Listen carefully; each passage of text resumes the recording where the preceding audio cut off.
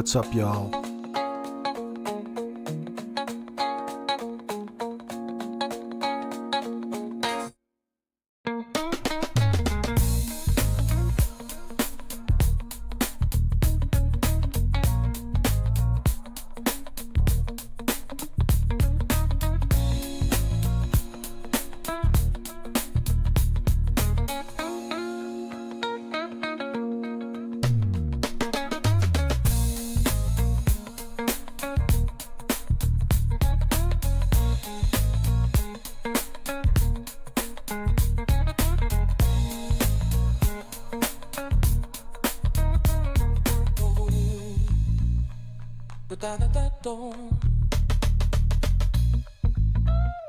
Uh-oh, retard alert!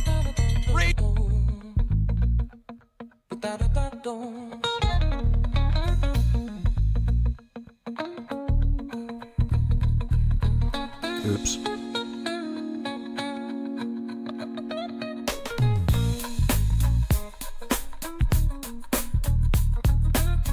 Oh, fuck.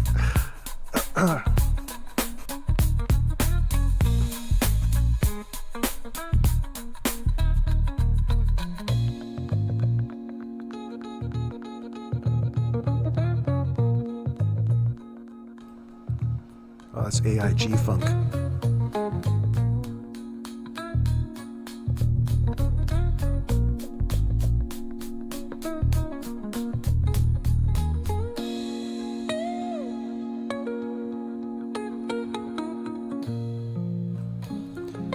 See, this stupid AI, I can't get it to do like a California organ. There's different organs, of course, that give you very distinct sounds.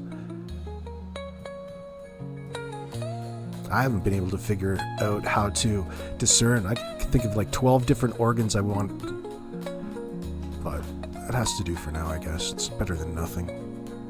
Yeah, it's been a while since we were live, man. I'm up in the exchange making money. Making money. Trying to, at least. Anyway, what's going on, y'all? There's these documents were made public. You know, the ones that people have been talking about, that they've been citing in the newspapers, that people have been reacting to, including myself. Well, after you get through them, after I got through them, I had to remind myself to give an apology to the RCMP because I was reactionary. I was upset. I was pissed off because I didn't have all the information that I wanted to. How privileged am I? Now, there is no possible way in hell or anywhere else that the RCMP don't have Daniel in as prime suspect in that sense. And especially since day one. And when you logically think about it, you could make an argument for that they might have outed their suspicions too early, but we're in really no position to be scrutinizing or criticizing them as of yet. And that's what my apologies for. They blunder and screw things up all the time, but this is what people do. In this particular circumstance, I was being a little bit too hard on them and looking for somebody to put blame on at this point in time, because I felt the guilty parties in all of this are still walking free. Maybe that's me wanting to rush things, but of course we can't always. We have to deal with the cards that were dealt in that sense. When you hear the statements given to the police by Daniel and Malaya at the time, first of all, the neglect and really intentional avoidance of talking directly about even their whereabouts for the previous few days. They can't remember this, that, and the other thing. They can't remember fucking what they put on the neck. You know, they can't remember anything, which is highly suspect. Idiots.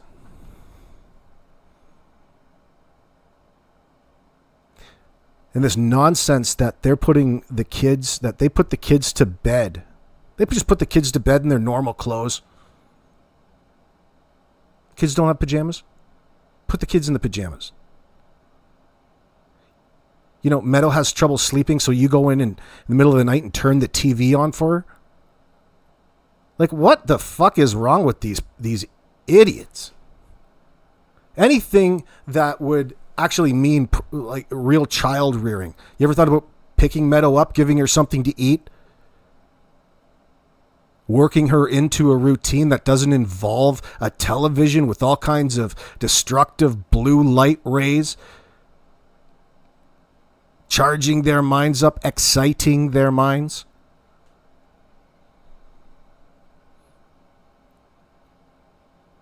Horrible, horrible parents.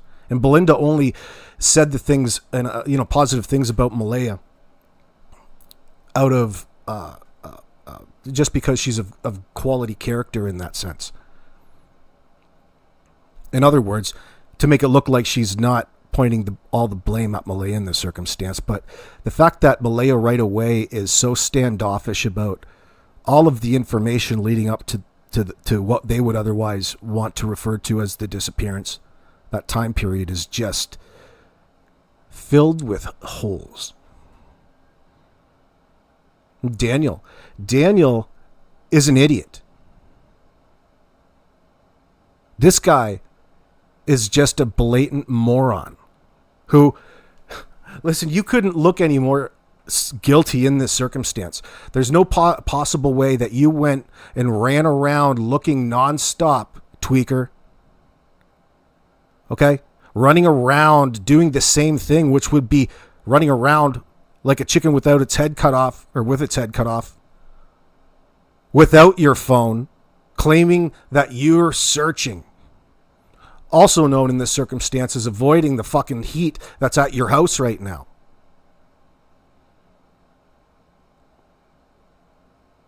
You spend all of that time avoiding accountability in the moment, contradicting the emergency at hand.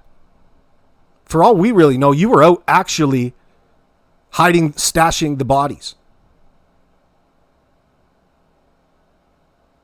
If we didn't think that it happened the night before, that is. It's good to see you all. I haven't been ignoring my chat. I just have to get this off my chest. So, fuck, I couldn't even go talk about it. I was so pissed off at these people. There's nothing worse than to be lied to by a child killer like this.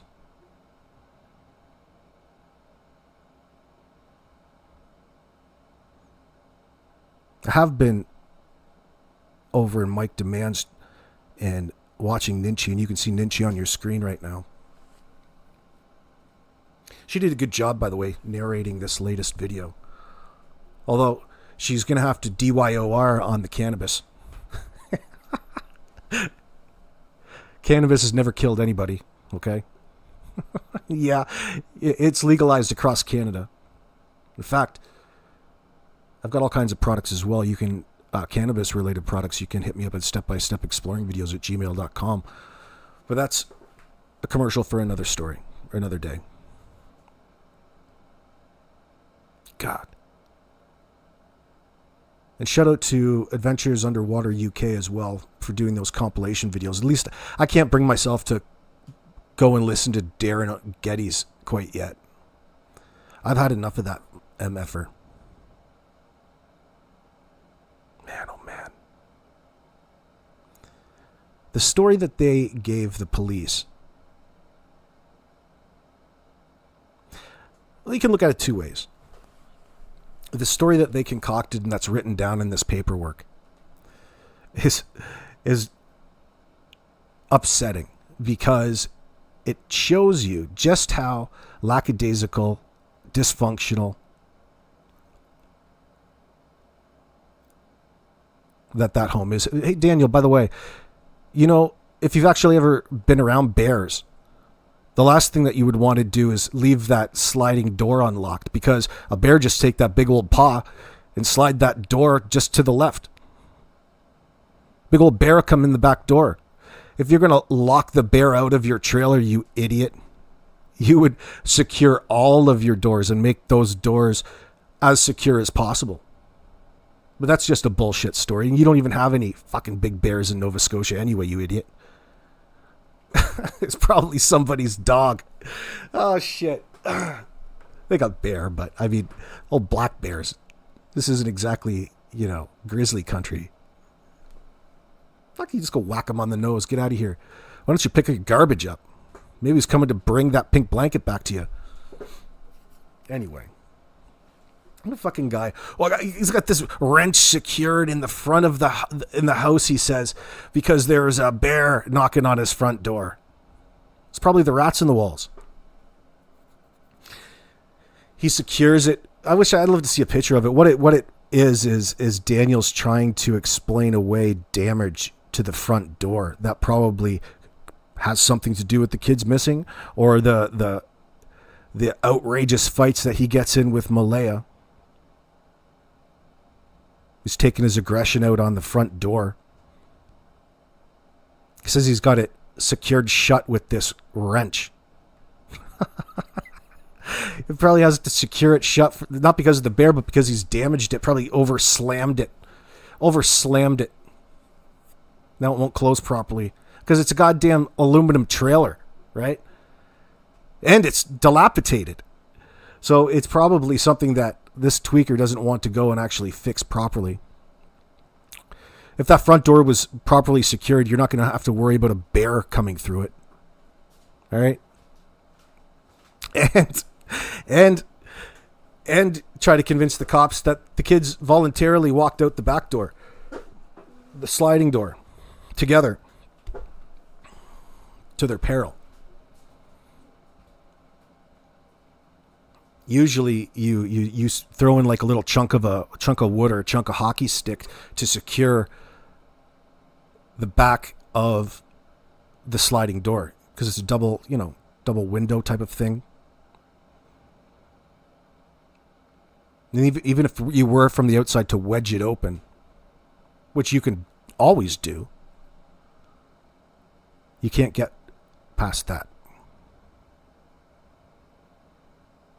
But he's so worried about the bear getting out, or the bear getting in the house. That makes absolutely no sense in context with what you're trying to convince the cops of in the moment there, dick nose.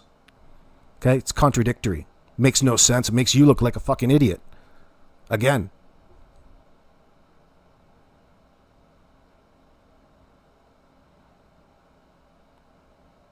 They don't want to tell you what the last thing these children were wearing. They hadn't changed their clothes since Wednesday. They want you to think that it's because all of their clean clothes were packed away in plastic bags. Just another thing you're not fucking doing. Get a goddamn washing machine like everybody else. Stop sucking off your fucking grandma Patty. You guys can't go on Kijiji and buy a $75 washing machine to get you by? Holy Hannah.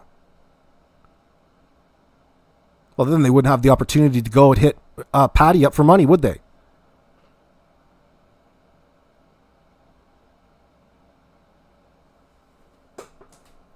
Fucking guys.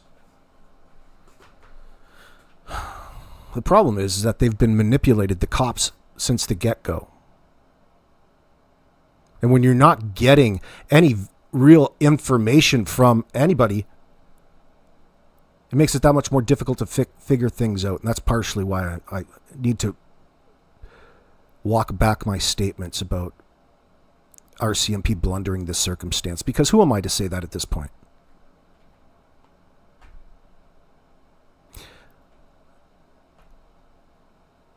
When you read what's in these papers, in the conversations that were had, it's going to make you sad. If you guys have already seen it, I know, but we're still talking about it anyway.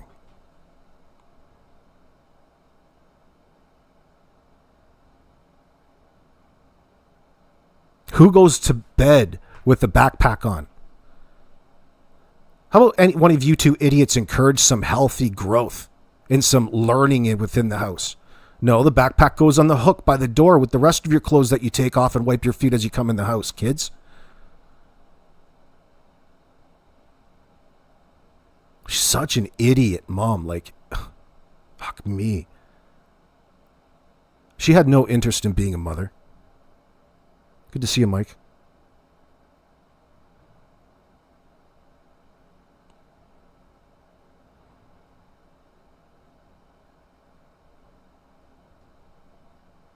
You know, from the papers you get from the get-go that they're trying to question certain things as they're being questioned. They're questioning the other party, like the other people that were in the house. Like Malaya questions Daniel, and Daniel will question Malaya just slightly, like through her wording with the interviews with the police. That's not suspicious at all, is it? Already they're so defensive. And nothing about Jack and Lily. Just this idiot Daniel running around for hours on end with nowhere to go, just away from the cops. Because he's tweaking hard. He's also got to go to do Glasgow and get a couple buddies to come out and search that pipeline with him. Why are you spending so much time over there, fool? If your children were just there and now they're not, you don't have to spend more than 5 seconds to have a little booski around. It doesn't take you. Let me rephrase that. You don't need to continue to search and search and search and search and search and not come to some sort of determination about what your next steps need to be, so that you don't have to wander around and waste any more time trying to search for something that you know that's not there. That's really suspect.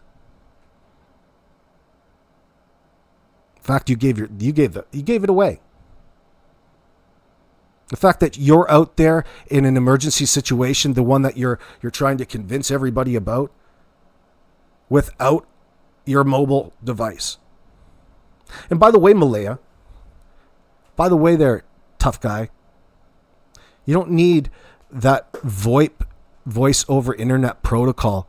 You don't even have to have a SIM card. You can still call 911 from any mobile device in Canada. Okay? As long as you get a signal, and you've got signals all over there, just in your shitty, what would you call that? You could almost call that aluminum trailer a Faraday cage. You guys fucking live in a Faraday cage. All right? And it's probably grounded through your service. So your phone reception is going to suck in there regardless.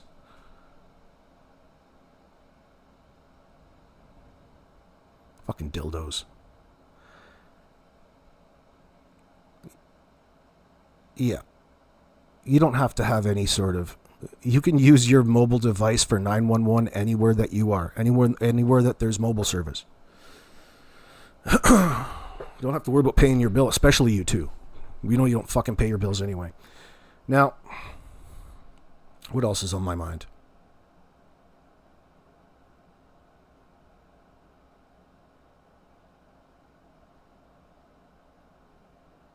Yeah, so that was over. I got that from Mike. Mike was focused on that about why they're spending so much time around the pipeline, who the two dudes are that came out and helped Daniel.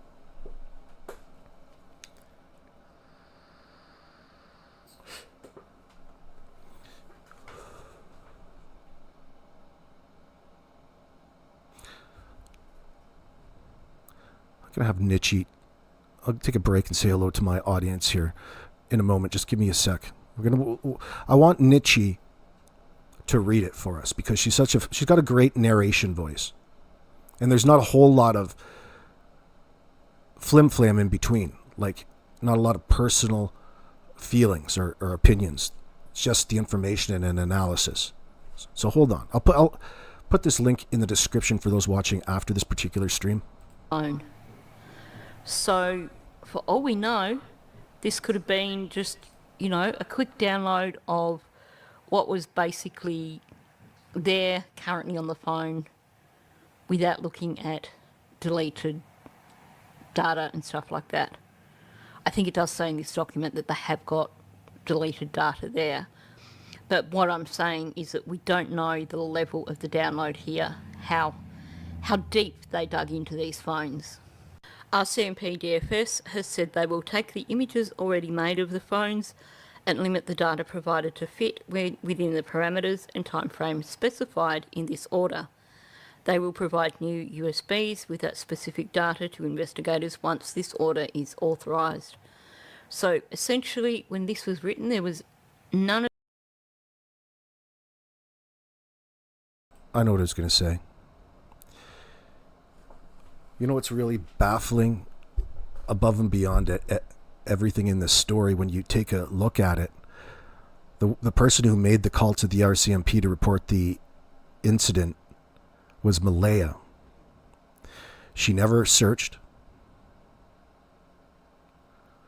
She couldn't go out searching, she said, because she had meadow on her hips. Now, there's Janie there. You wouldn't think it appropriate, to hand the baby off or put it in the crib while you go and do a quick run around and figure out where the hell your children are for the moment. She never once admits to doing that. She just offers you up some sort of excuse that she couldn't go search. She couldn't go search because she had Meadow. Well, put a coat on Meadow and bring her with you, moron. Where do you think the kids could have gone?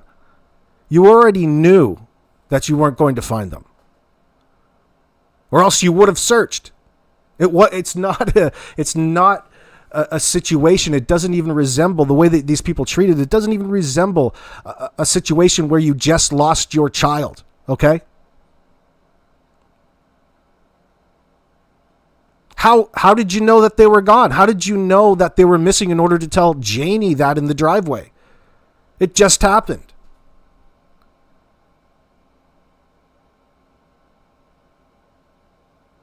Now, after the fact, you want to tell the cops that you couldn't even for a second hand Meadow over to her biological grandma, as nasty as she is, evil and nasty as she is, I should add, for a quick 10 minutes while you go and try to figure out where the hell the kids could have went if they were just out there a minute ago.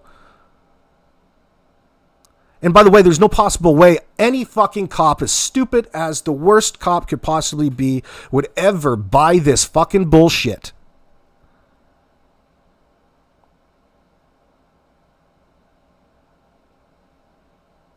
Jonah, Meadow is Meadow's grandmother. That's biological grandma. What are you saying, Jonah, that Meadow isn't Daniel's?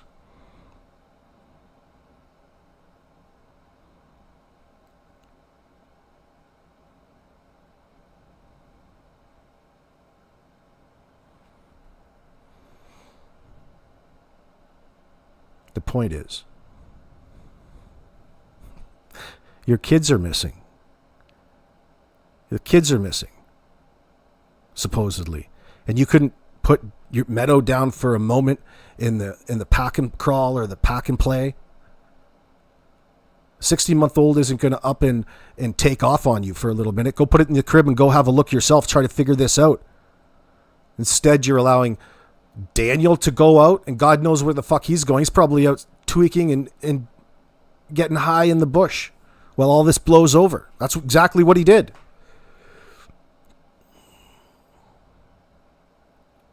There's no way that this could even be mistaken for not trying to dodge and dip out on the police in that circumstance.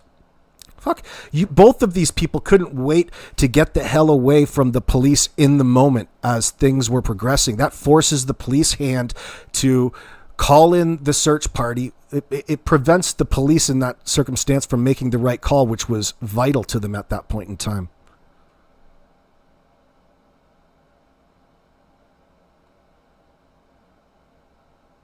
You weren't searching anywhere, Daniel.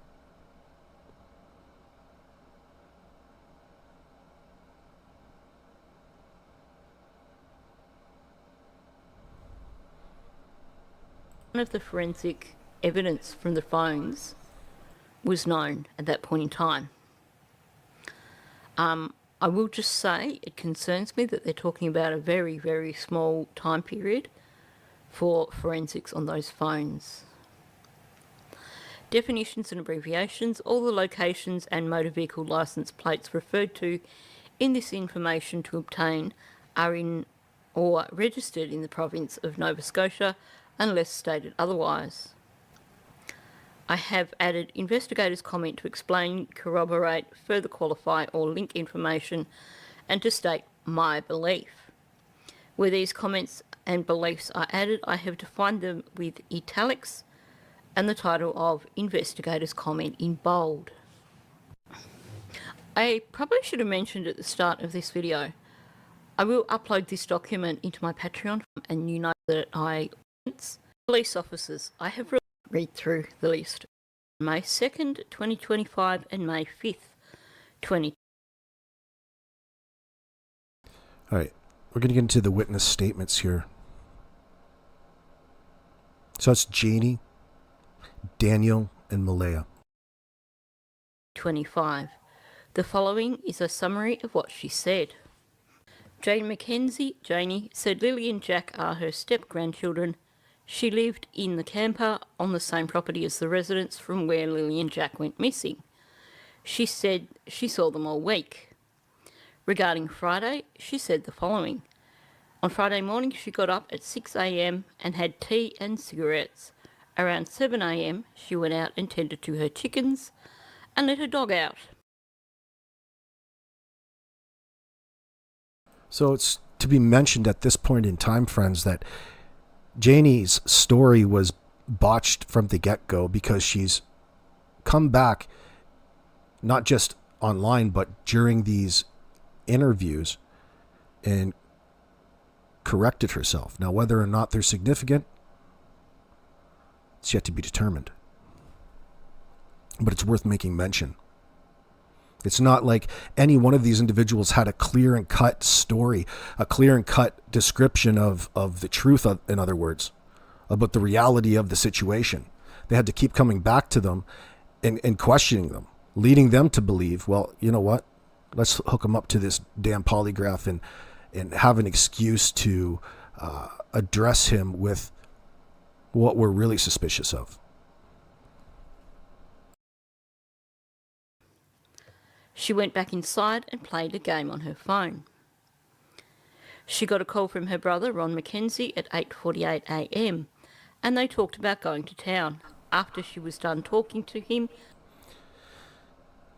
So I think the inconsistency is around what time, if you could believe it, what time she heard the children because of this Ron call. And I don't believe personally that it was a genuine,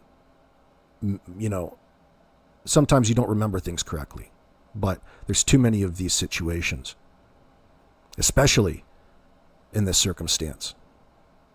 any sort of inconsistency in this circumstance deserves a little bit of talking about. She went back to bed and must have dozed off after scrolling on Facebook. She originally said she might have learned the children were gone around 8:48 a.m. before she talked to Ron, but later clarified the timeline in her second statement. So you'll notice here, we're not getting records of interviews here. We are getting a summary of a record of interview, meaning this is like, third time removed.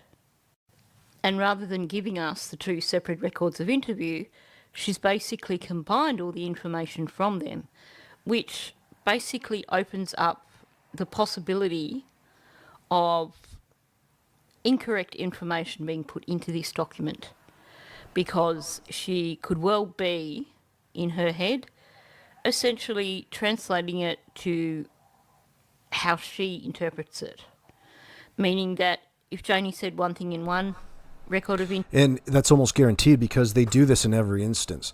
The way that they talk to the investigators in the circumstance, especially Janie, like her answers are questions in of themselves. She forms them she forms them in questions often, to obscure, to make it so that you have to fill in the blanks. And when you fill in the blanks, they either say yes or no. And that helps the narrative build, right? Not saying that they wouldn't notice that. I'm just explaining a little bit. Not that the cops wouldn't have noticed that.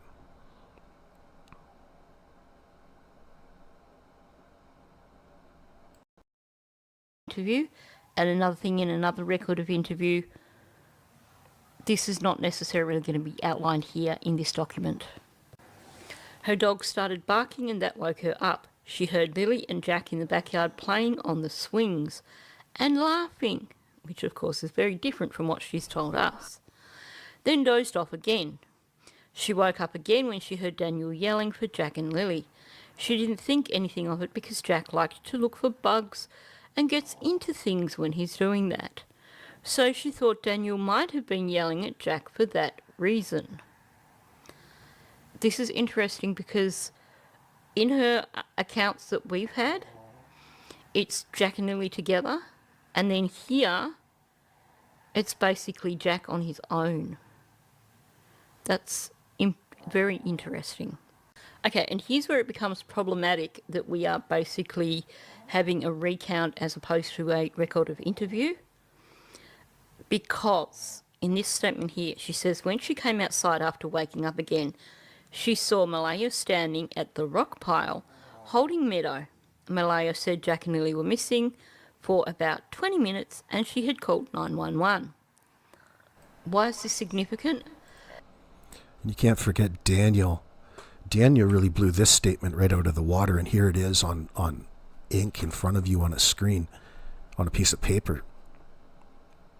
Ooh, that's a glaring faux pas, Daniel. You really fucked that one up, boy. You gave yourself away so bad with that one.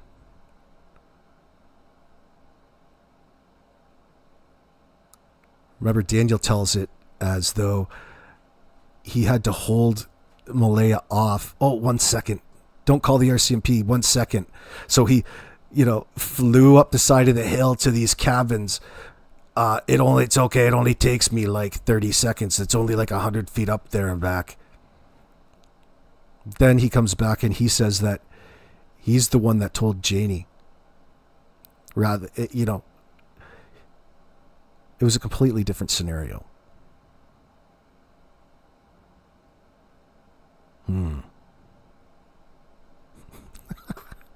It's amazing how detailed he can remember things when it makes him seem to, stand out as some sort of, fantastic hero in the circumstance.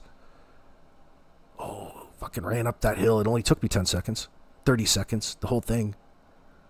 It took you longer to explain it than it did to actually do it.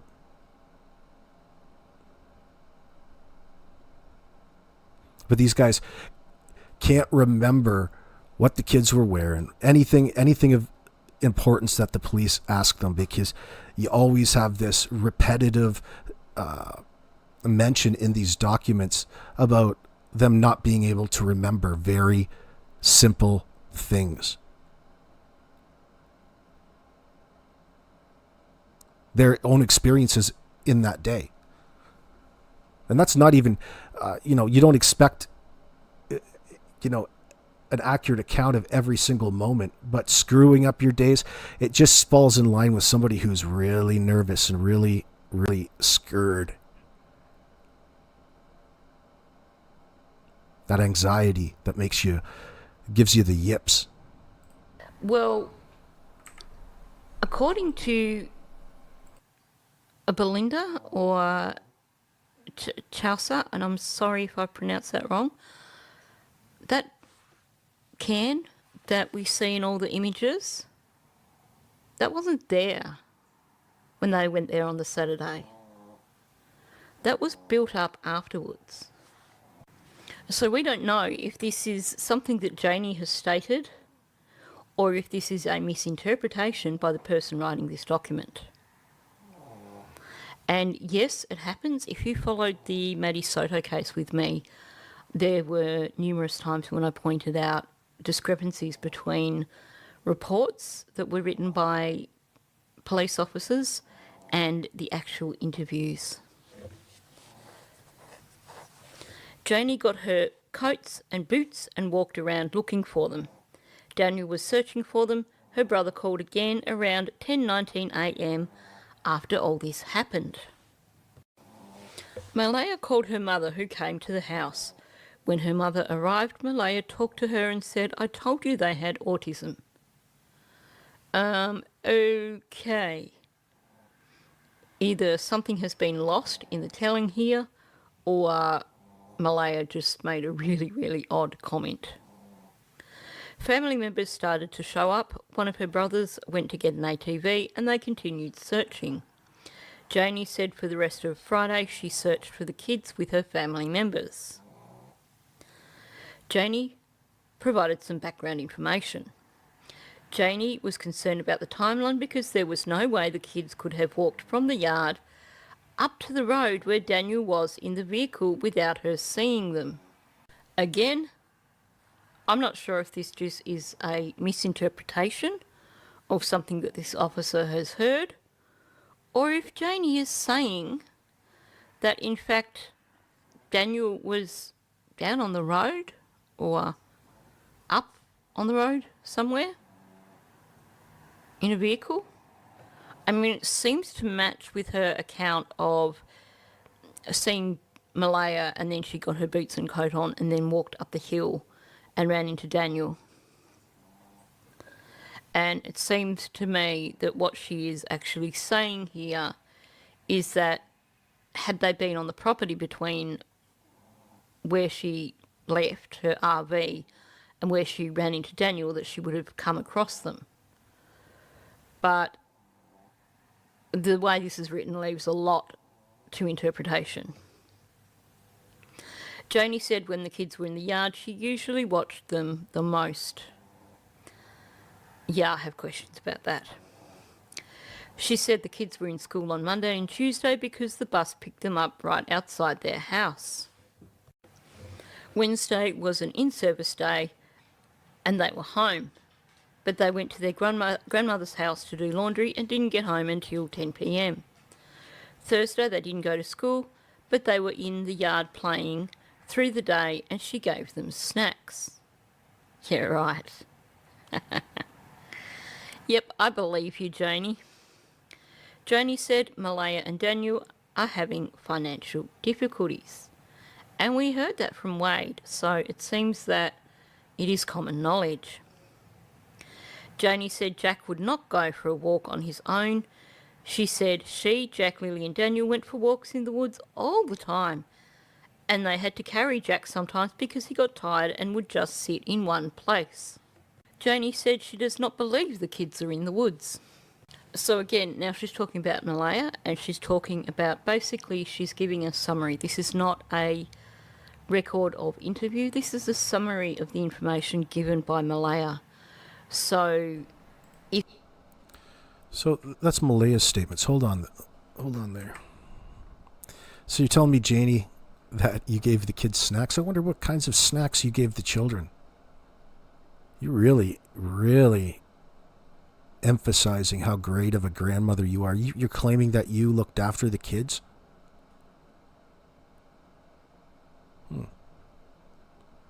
I guess in a way you did when you're always complaining about them.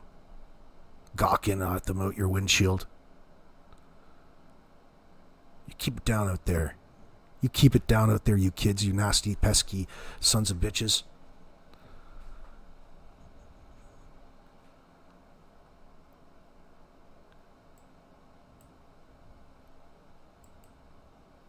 She said the kids were in school on Monday and Tuesday because the bus picked them up right outside their house.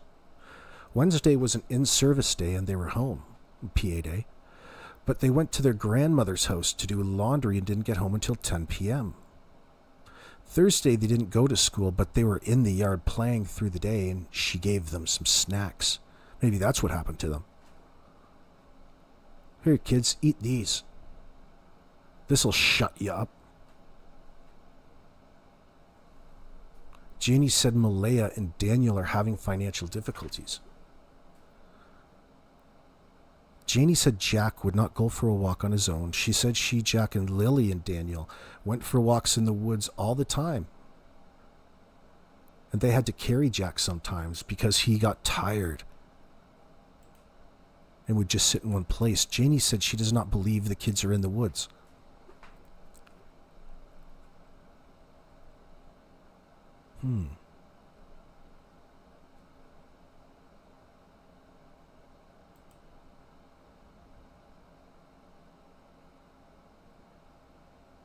Janie was concerned about the timeline because there was no way the kids could have walked from the yard. She should be using parentheses more, this person who is writing this account down. Oh, okay. Okay. I'm reading it backwards. Janie provided some background information. That's okay then. Janie was concerned about the timeline because there is no way the kids could have walked from the yard up to the road where Daniel was in the vehicle without her seeing them.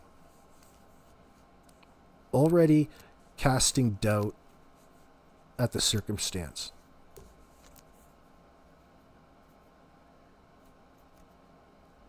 Janie said when the kids were in the yard, she usually watched them the most. Well, it's hard not to. Listen, this is not a normal situation. You live in a goddamn car in the backyard. You live in a goddamn car in the backyard.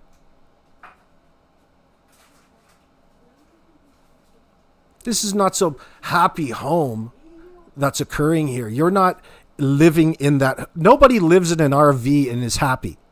You're not a happy person, Janie. And this isn't an ideal situation.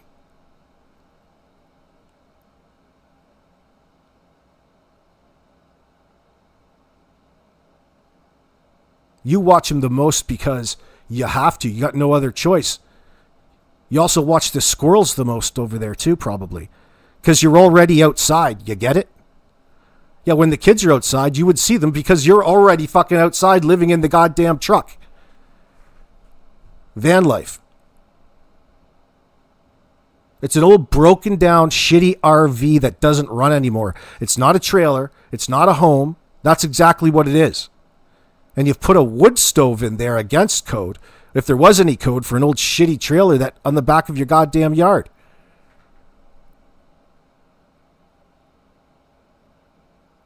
You come out of it with a straight stack. It's not going to matter. You know how hot that fucking thing is going to be? That should be an ice hut on a lake somewhere. Shit. And you're focused on putting up this ridiculous looking fence with your son when Rome is burning in the circumstance. All of your other parts of the house are just dilapidated and you're worried about putting this fence up. That's not even straight to begin with. You went really as the crow flies to the west of your property, I noticed. Like, what's with the fixation on these half-assed fences? And it's not even a legit fence. It looks like stood-up skids, nailed together. It's because Daniel likes to get high and work on wood. He's a tweaker. He's tweaking.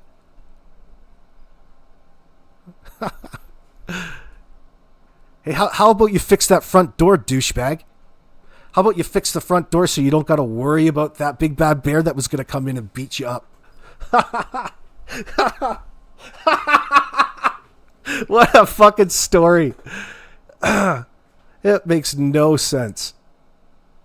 Especially all that can go wrong with the sliding door that the kids... First of all, it would drive me up the wall. Okay, trying to keep that sliding glass window door clean because the kids have their grubby hands all over it all damn day. You know, kids aren't going to use the handle because they can't reach up above their head and like pull it. So they're going to put their greasy paw prints all over the window, and that's really going to drive Dad mad. Okay, kids. God, this sliding door going to be the death of me. I kind of had a similar issue with my daughter in a sliding door at my cottage. But do you know what you do? You put in preventative measures so that you don't have to stress out and let it bother you, and then turn around and put blame back onto the kid when they disappear.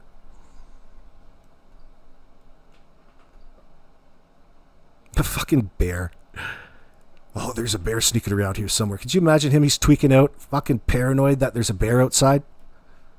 Because he's watched something weird on Facebook, some weird Facebook AI video. But there's a lot of funny bear, bear videos out there about them coming through your front door and things like that, as if they weren't already staged. You wouldn't have to worry about that if you had an actual front door. So you're just going to. God knows what he was doing with the wrench. It has to have come by way of destruction. From a tangent. He had maybe he struck out or something. He had to go throw his batting helmet against it.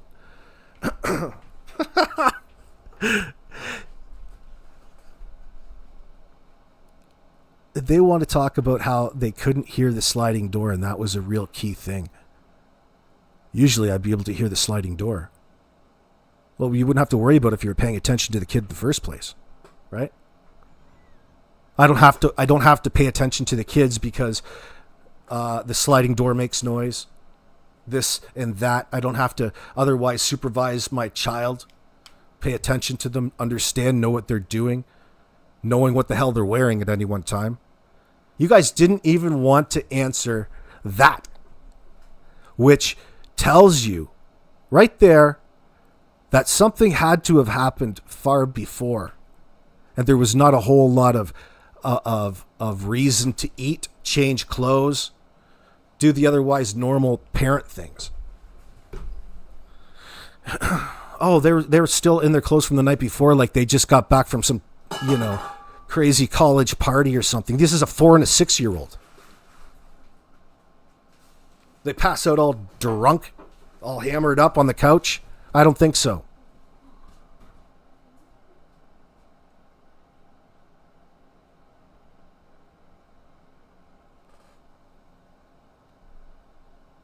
So it'd be a real strong indicator that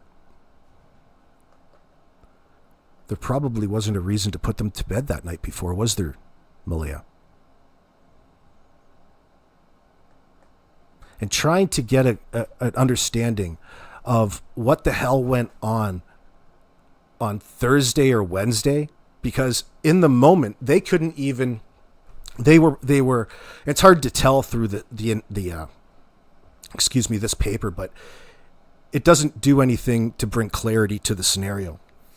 It adds even more confusion. Not that they're doing anything wrong, because it was just how they were talking about it and how it was contradictory to what that they had initially said.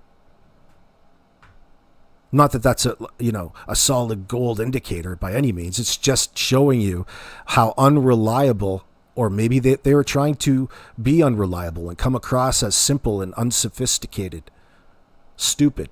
Not that I think that they're anything but who am I to judge? I'm not trying to judge them in that sense. I'm judging their honesty. Because at the end of the day, no matter what theory we go with, we all can agree on the one thing, that those kids certainly didn't voluntarily leave that house through the back sliding door. And every step of the way, it's been trying to pull teeth to try to get a clear answer by, at least from Malaya, who's absolutely in hiding, avoiding any sort of public accountability, contrary to their emergency kids wandering away scenario that they want to portray. Everybody has every right in the world to theorize till their heart's delight. What do you expect?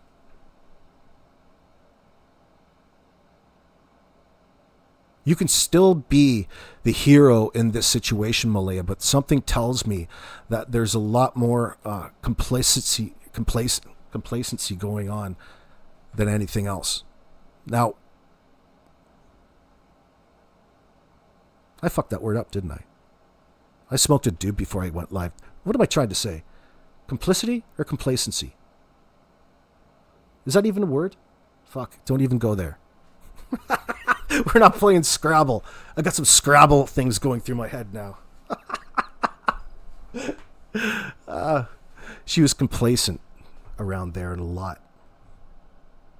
Now, that was that due to her addiction? Was there more going on in that? Probably. Depends how deep you want to go, but we want to know how it relates to Jack and Lily getting gone.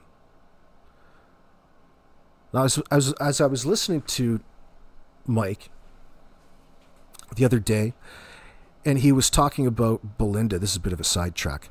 Not really, but on another note, it occurred to me that what's the possibility?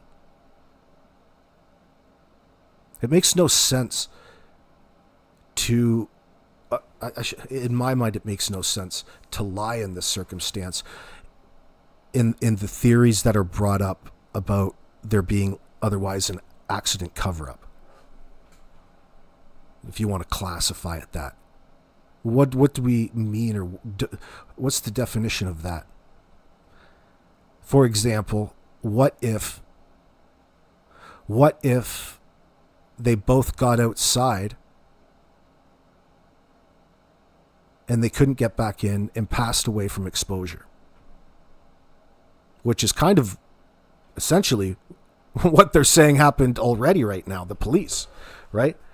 They don't believe that they're able to independently survive. And of course they're not. They're 4 and 6 years old, for crying out loud. Something happened here. And to two of them at that.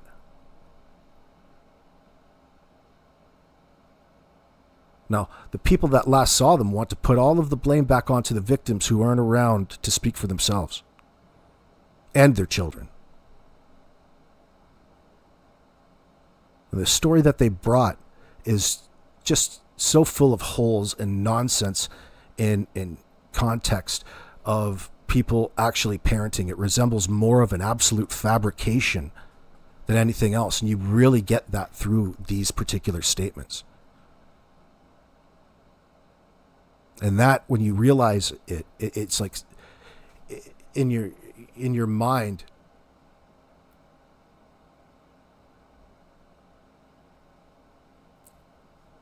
at least in my mind, it makes me sad in this circumstance. Because throughout all of this, they're really avoiding talking directly about Jack and Lily, and it all has to do with how they're not guilty. And that's fairly extreme. You know, anybody in a normal situation like this would be full of remorse, regret. But it's none of that. We had that for a few days, and then Daniel up and says, well, there's no more real places that we're able to look. Time to move on. No possible way in hell that there's any police officers out there that aren't suspect of the two parents in this circumstance. I refuse to believe that.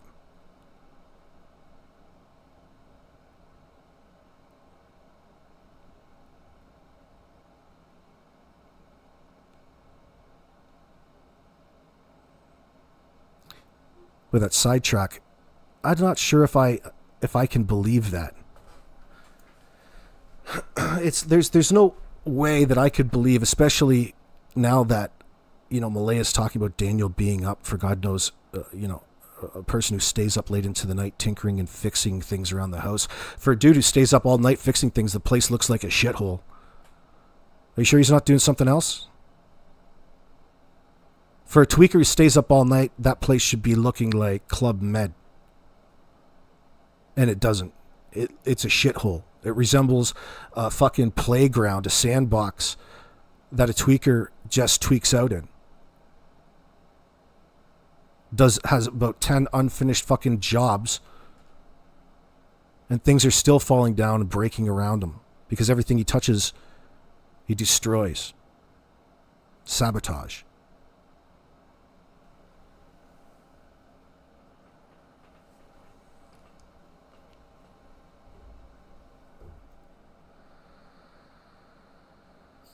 I got sidetracked. I see Esther. Good to see you, by the way. How about the hole Ninchi she found in the video? I'm going to stay away from that one right now because I didn't see it. She was doing some comparison videos. I think she was a slow news day, probably. I'm not saying that she didn't find something, but everything's relevant here. It's a crime scene. That entire home is a crime scene. The more people realize it, everything starts to stick out to you. when you see it all of a sudden, right? I get you. I feel you.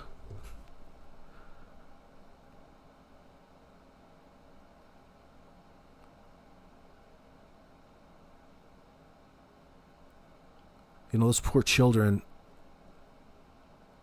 were suffering in that home.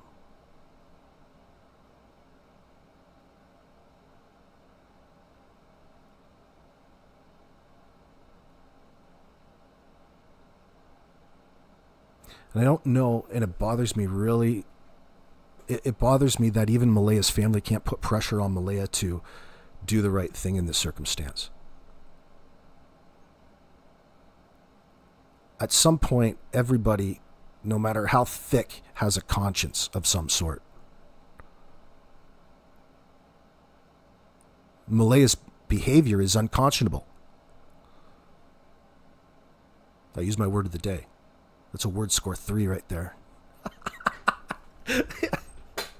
Oh, shit.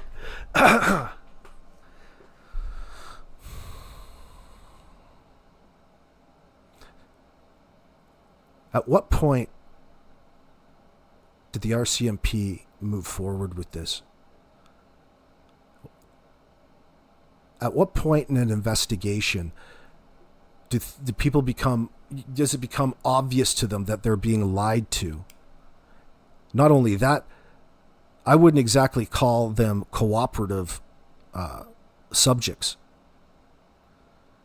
A cop knows when he's being lied to, when he's being bullshitted.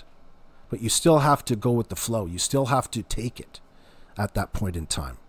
You've got to file your report. You've got to give them something. You've got to be jostling something down on paper, right? So, you know, life isn't exactly like a Hollywood movie where you can just throw the cuffs on him and beat him up when he's lying to you in a circumstance like this. That's got to be really tough in that circumstance for those officers. Thank God there's more than one there to support each other.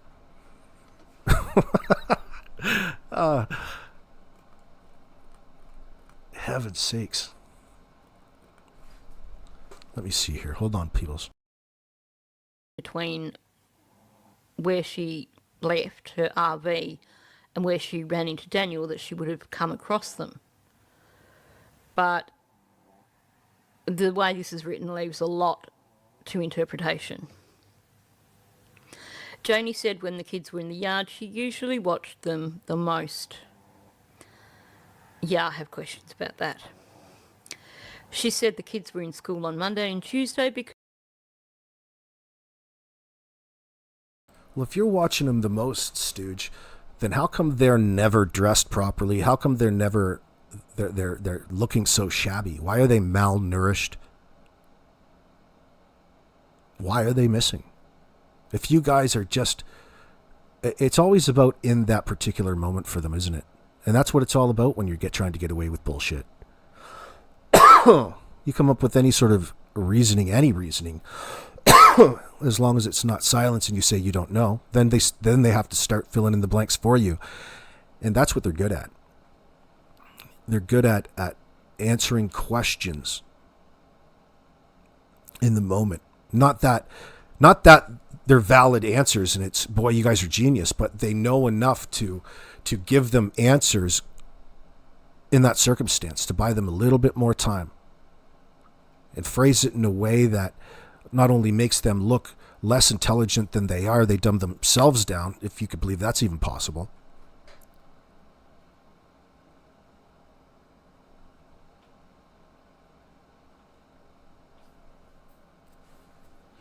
The fuck did you do to those kids, Daniel?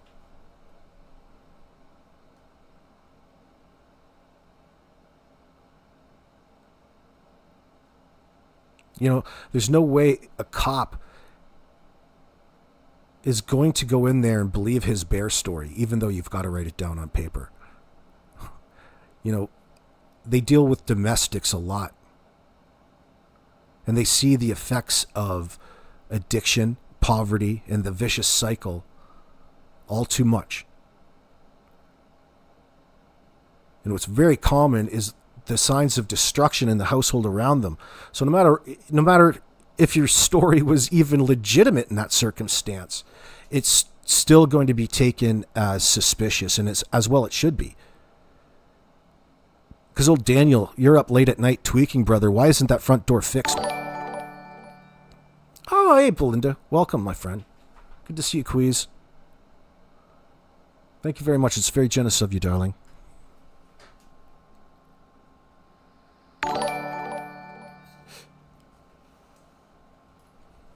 I got my sidetracked. I got short attention span today. Excuse me. Because the bus picked them up right outside their house. Wednesday was an in-service day and they were home. But they went to their grandmother's house to do laundry and didn't get home until 10 p.m. Thursday they didn't go to school, but they were in the yard playing through the day and she gave them snacks. Yeah, right. 9K BTC. Yep, I believe you, Janie. Janie said Malaya and Daniel are having financial difficulties. And we heard that from Wade, so it seems that it is common. So I wonder how their financial difficulties sounded around the house. I wonder what kind of sounds those made. You had financial difficulties. Holy fuck, boy, I'd say.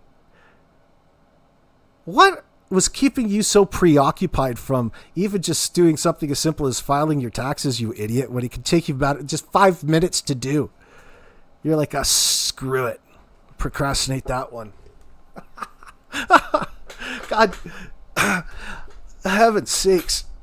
You know, it's not the smoking gun and all this, but it's a significant factor when you're looking for motive. Not that that's important in a no-body prosecution. You don't even have to establish a motive. It kind of comes with the territory. But you got no money coming in. But above and beyond all of that, yeah, times get tough, but there's always a plan. You've got a car, you've got everything, you've got each other. One of you can get the fuck out and work in that circumstance. So going through it, it's not just falling, in bad luck. This is a progressive thing. And you're not filing your taxes. And to top it all off, your benefits, they won't even renew your benefits because of it. And it's a simple fix, for crying out loud. I mean, it's a simple fix. But it had gotten to that point.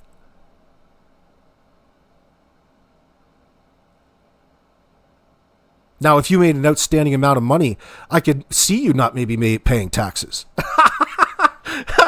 But at least you could make a lot more arguments. But dude, you've got a big old fat goose egg down there to claim, and it's like a free money from the government once a year, especially to a tweaker. Oh God. So I wonder what was keeping him preoccupied. Maybe he was deep in his throes of addiction. He'll reinterpret that as the depressive part, or depression.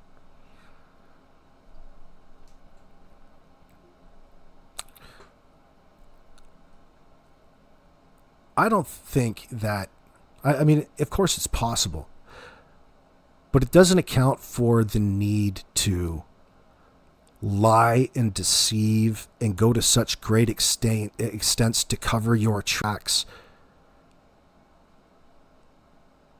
And I'm referring to there being this accident cover-up. I mean, it's feasible that somebody was out in the driveway and backed over the kids both at one time.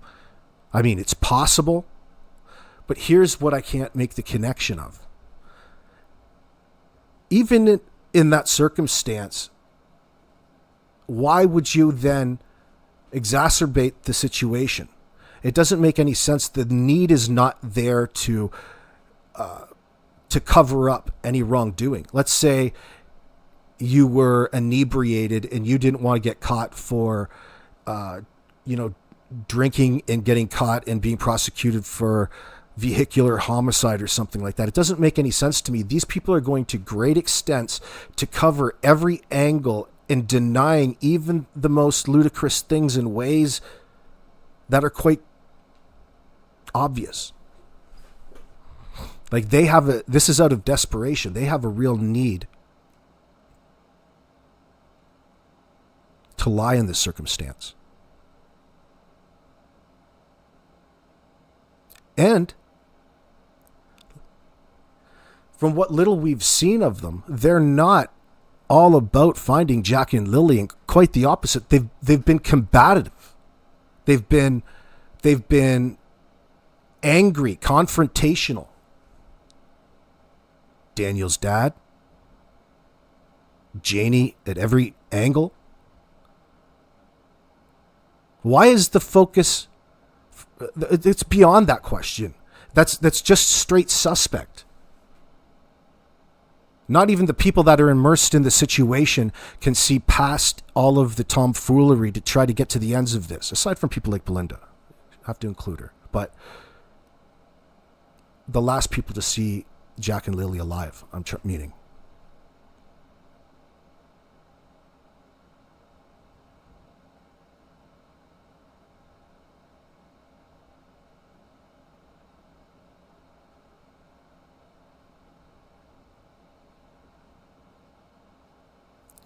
It has to be something more violent from somebody who is more unpredictable due to the substances that they're on. Now, did Daniel spend all of that time removing all of, maybe he's got a little chemistry set there. Maybe he's got all kinds of paraphernalia. I don't know.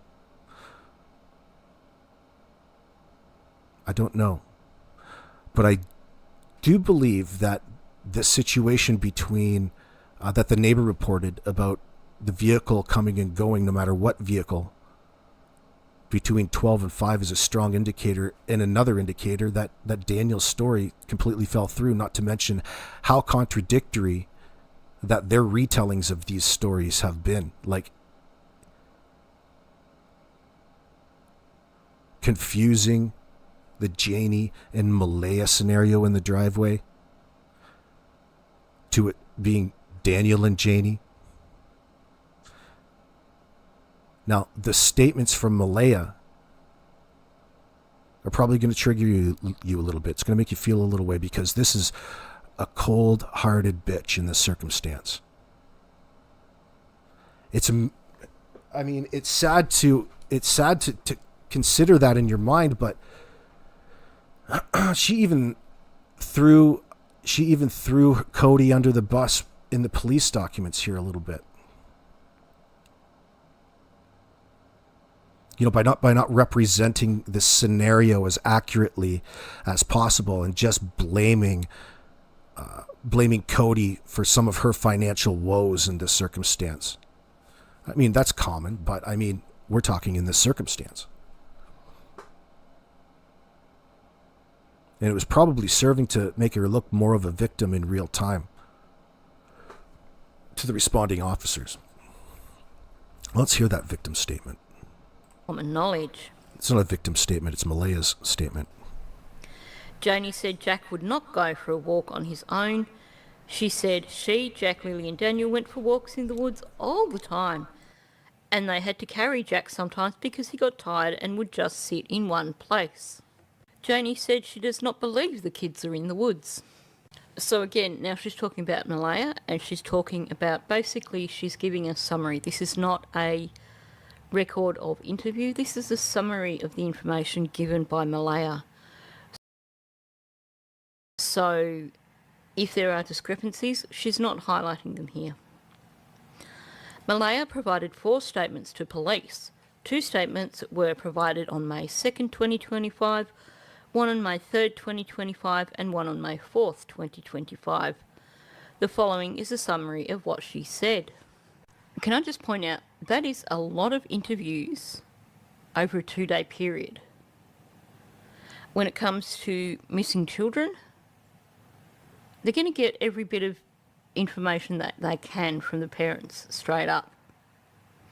If they are going back and repeating the process, basically getting additional statements and interviewing them again, that is saying. And the first thing Daniel did to obfuscate this situation, especially on the CBC, you can see this. So Malaya's statement, on the day Jack and Lily went missing, she heard them playing in the other room and was going in and out of sleep. Fucking bullshit. Lily came in the room around, redacted, a couple of times. Daniel was sleeping the whole time and didn't really wake up. She didn't hear them anymore. And Daniel goes on CBC and contradicts this account and through text and whatnot as well. Says, I was actually awake at that point in time. And, he went and contradicted all of the questions people have had, because this is an early statement, early comment from Malaya.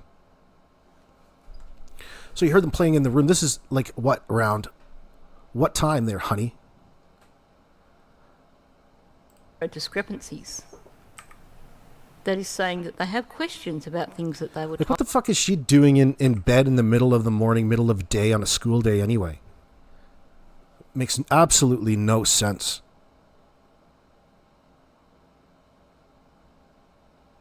No sense. And she goes on to talk about, it really stood out to me, her turning the TV on for a baby. There's your parent in the room right there. A meadow was up, so you went and turned the TV on for them. No, that's the opportunity you just skipped by there, Malaya, to do some parenting, to bond with your child, and to establish a routine. You just threw that all out the window when you introduced a television. It makes no sense. Even it just bothered me anyway. Old. So regardless of what we're being told about the polygraph, right here is a little bit of important information for us. They were uncertain about the credibility of what Malaya was telling them. And like I said, because this is a summary, she's basically just pulled. Well, Jesus, wait till you hear the rest of the little part of it. It's hard to believe that they had a hard time understanding or establishing even a basic timeline at all, because you keep pretending not to remember anything. Is there a reason for that? Gather the facts from all the different interviews. We're not going to know what the discrepancies were. So on the day Jack and Lily went missing, she heard them playing in the other room and was going in and out of sleep.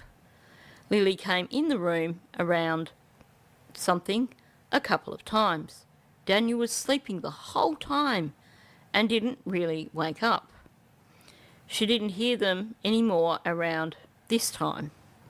Can I just point out, if you're going in and out of sleep, then you're not going to know if your partner was asleep the whole time. Because Yeah, no doubt. No doubt. The way that you tell these little sleep scenarios and the amount of time you spend on them doesn't even resemble an actual scenario. You don't know when the moments are. You're not physically capable of understanding that. Your mind's not there. Let alone recognizing what the other person's doing and all of everything else occurring in the house. Why are you sleeping when your kids are up at ages 4 and 6 to begin with? No wonder nobody has a schedule or a set schedule around there, because mom and dad are the worst. It's you idiots that need to go to bed at 7. they could have been going in and out of sleep too, and maybe they were awake when you were asleep. So here you get an interesting discrepancy in the statement. She got up and they couldn't find them, so they called 911. We know Malaya called 911. See how she's utilizing and switching between I and we pronouns. That's the Pallades framework, friends. Well, you can. That's Pallades, but not Mike's adaptation. Pronouns. In Mike's adaptation, it's priorities for the P. But she hasn't mentioned anything here about waking Daniel up. It's just she got up, and then it's they couldn't find them. Like I said, I think that in terms of taking information from this document as gospel, we have to recognise that these are summaries. These are not records of interview. The police came and got statements. Everything was frantic searching for them. Malaya did not think this would take days. Malaya discussed what happened earlier in the week. The kids went to school on Monday and Tuesday, but Wednesday was a professional development day, so they were off. She kept them home on Thursday and Friday. Malaya said she doesn't remember what they did on Wednesday. Specifically, she gave a detailed description of what happened on Thursday. Malaya kept Lily and Jack home from school on Thursday morning because they had a cough. She contacted the school through the app at 6:18 a.m. The kids got up and came into their bedroom. Meadow was already up and in bed with Malaya. They got up and headed out to get the kids breakfast. They wanted the TV on and they wanted to play with their toys. I get that, Mike. Everyone woke up around 9 a.m. Malaya said she tidied the house throughout the day and looked after the kids. Yeah, well, it doesn't sound like the house was very tidy by Friday. She said she also scrolled her phone at one point because she was overstimulated. Okay. She had something in New Glasgow in the afternoon on Thursday. And Malaya said she tidied the house throughout the day and looked after the kids. Yeah, well, it doesn't sound like the house was very...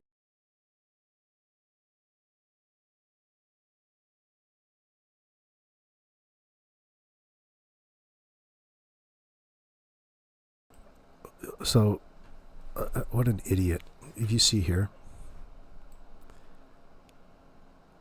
Malaya said she tidied the house throughout the day and looked after the kids. She also scrolled through her phone at one point because she was overstimulated. Well, you're overstimulated because you're using your phone too much, nutty.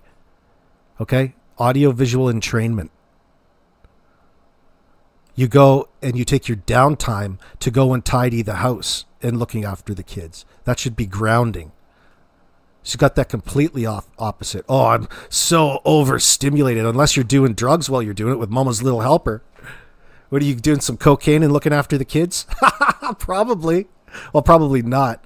Probably a different substance, of course. That would be overstimulated. Oh, I gotta take a break. Gotta get on my phone. Oh my God. Oh my God. Yeah, could you explain that one to me there, Malaya? Explain that to me a little bit. I'm not sure I want her to, but thank God I'm not a cop in some of these circumstances. Oh, I feel so sorry for you. I could be a good liar. I could bullshit.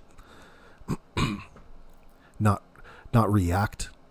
I'd be so eager to hear all of the words, all of the information that would come through Malaya's explanations in that circumstance.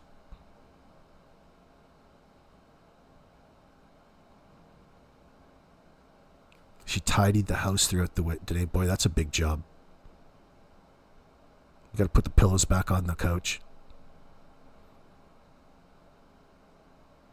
What else did you do? It's a goddamn trailer. You can do it in about 15 minutes, the entire thing. Including the beds. You spent the day tidying the house. I doubt that. Very tidy by Friday. She said she also scrolled her phone at one point because she was overstimulated. Okay. She had something in New Glasgow in the afternoon on Thursday, and she and Daniel went with all the kids. Clearly, this woman hasn't heard of proofreading. They drove her 2017 white Nissan Pathfinder. They went to the big stop for gas, and she thought they might have gotten the kids' bagels at Tim Hortons. Might have. Wouldn't you know? Honestly. Daniel stayed Could in you the car imagine how with the annoying kids. it is to get these? She can't remember, but she thinks she went to Tim Hortons. That's so annoying. That's so annoying. What do you mean you can't remember? Like they're trying to put a slip on you, like they want to normalize them not remembering. Just wait, because I'm not going to be able to remember a whole lot more the heavier that these questions get. I plead the fifth. Oh, shit. I can't remember. Now, is it because she's nervous? I don't know. When she got something, then they went to Starbucks drive-through before going home. Boy, for a couple of people who are falling on financial times, you guys sure don't fucking have a problem paying for $10 coffees. Why don't you spend that $10 on some nutrition? Why don't you buy some vegetables? Buy some rice. Buy a big bag of rice. You could have got like a 10-pound bag of rice for what you paid for that Starbucks. So you went to Tim Hortons and Starbucks and wasted all that fucking gas. And you went and wasted money at the dollar store. God knows what else. You really didn't do anything. You didn't have any place to go. Just went and spent money.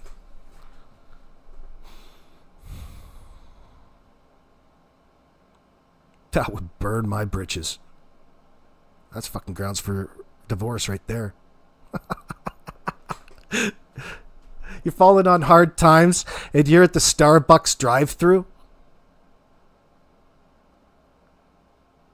What's wrong with you guys? I can't give it up. So that was used to be what Cody's money went to, I guess. Starbucks, Mom's Starbucks. Think about all of the clothes that you could have bought for the order at Starbucks. You know, you could wait till there's a sale. You could have got like a set of 10 underwear and an outfit. You even got a 4 and a 6-year-old some shoes. And then they wouldn't be fucking complaining at school that you're coming, underdressed and malnourished and things like this. But you got your lunch packed away in a Starbucks cup. Home. In the evening, she was going to do some cleaning, but she was too tired. The kids were watching a show on TV. She put Lily and Jack to bed first, then Meadow, and then went to bed herself. Malaya said they were late getting to bed that night and went around 9 p.m. They usually... You made it home. See, you would have been overstimulated from being out and about. That would be where you would talk about being overstimulated. But you were so tired from doing nothing. Wait a second. You went to fucking Tim Hortons and Starbucks. Did you get a decaf or something? You guys are so pissed up full of caffeine. And you were just so fucking tired when you got home. You didn't have anything. You didn't enjoy your $18.99 beverage there. Just skip over all this part. What did you order? What did you guys order? You went to Timmy's? You went to Starbucks, McDonald's? Holy shit.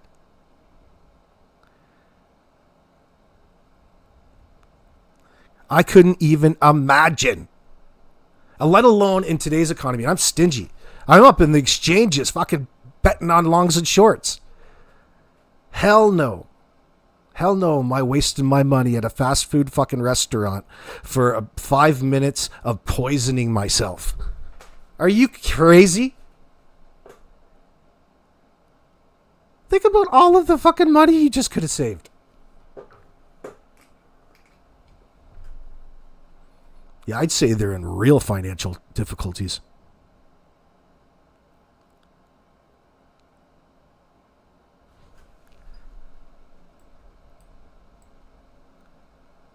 In the evening, she was going to do some cleaning. Well, she was. Is that unnecessary, extenuous information right there? That's actually a bit of leakage in my mind. In the evening, I can't say that's leakage because it's not coming right from her mouth, is it? I can't. This is not a statement. This is a summary. Excuse me. I want to do it so bad, but I had to remind myself. In the evening, she was going to do some cleaning, but she was too tired. Eon. The kids were watching a show on the TV. What show? She put Lily and Jack to bed first. How did that go? Then Meadow, and then went to bed herself. So it really sticks out to me at this point in time. This is a real key point in time in this actual timeline of reality. All right? You may not recognize it. But you're telling me at 9 p.m., all of a sudden, this isn't 1 a.m., 2 a.m., and kids aren't going to school tomorrow.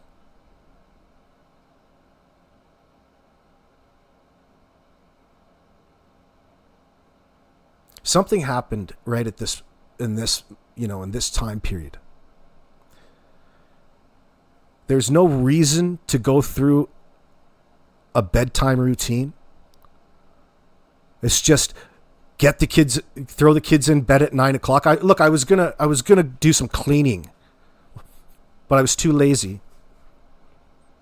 So I threw the kids in their bedroom with their clothes still on and forced them to bed. Yeah, right. Those kids never went into that bedroom that night. That was fairly easy, wasn't it? Getting kids to bed isn't all that easy, especially you were just out, you just got home, and you went right to bed. That makes absolutely no fucking sense, okay? You're watching a show on TV to buy you some time. What does that mean? She put Lily and Jack to bed first, then Meadow, then went to bed herself. Malaya said they were late getting to bed that night and went around 9 p.m.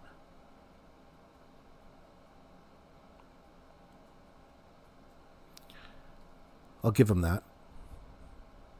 But that means all of a sudden that you just ignore brushing your teeth, getting yourself cleaned up, your jammies on, you have a snack, you have something to drink, maybe not exactly in that order, while you're watching your television. It was just, there's no mention of any sort of routine in this, which stands out to me. It stands out to me. She put Lily and Jack to bed first. That's it. Then Meadow. Well, that was difficult.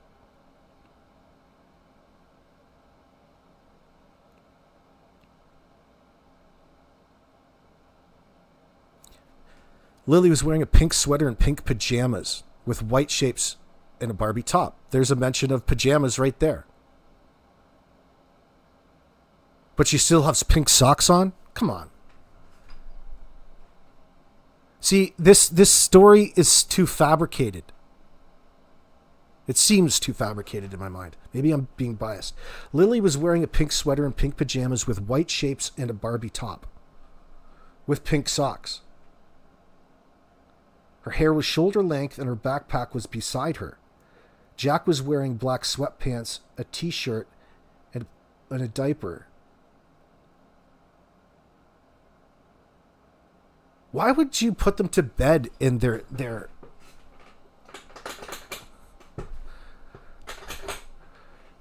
You would have to do that so they didn't suspect you and look for that piece of evidence. Because if something did happen to them physically, the clothes that they were wearing would probably have a significant amount of perhaps blood, DNA evidence that might stick out to the officers at that point in time. So it only makes sense to them to have them not change their clothes at any point in time from that particular day. It makes no sense to get home, especially that you have clean clothes, and not to put them in their pajamas. They're nice, clean, fresh pajamas. It's like clean sheet day. It's your favorite day of sleep. It should be.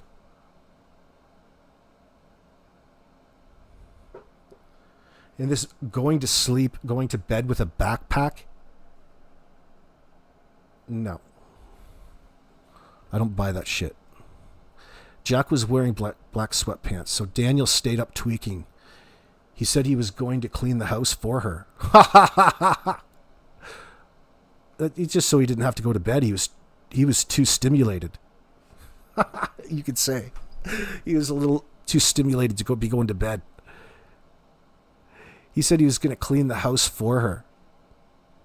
But it wasn't clean when she got up. And so she doesn't know what he did. That whole statement is so bizarre, isn't it? It almost seems like it's unnecessary information, but then again,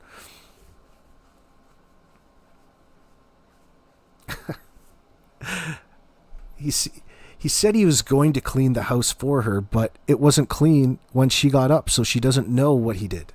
Normally, he did little projects around the house at night and fixed things. When you say fixed, what do you mean exactly? Go around 7 p.m. Lily was wearing a pink sweater and pink pajamas with white shapes and a Barbie top with pink socks. Her hair was shoulder length and her backpack was beside her.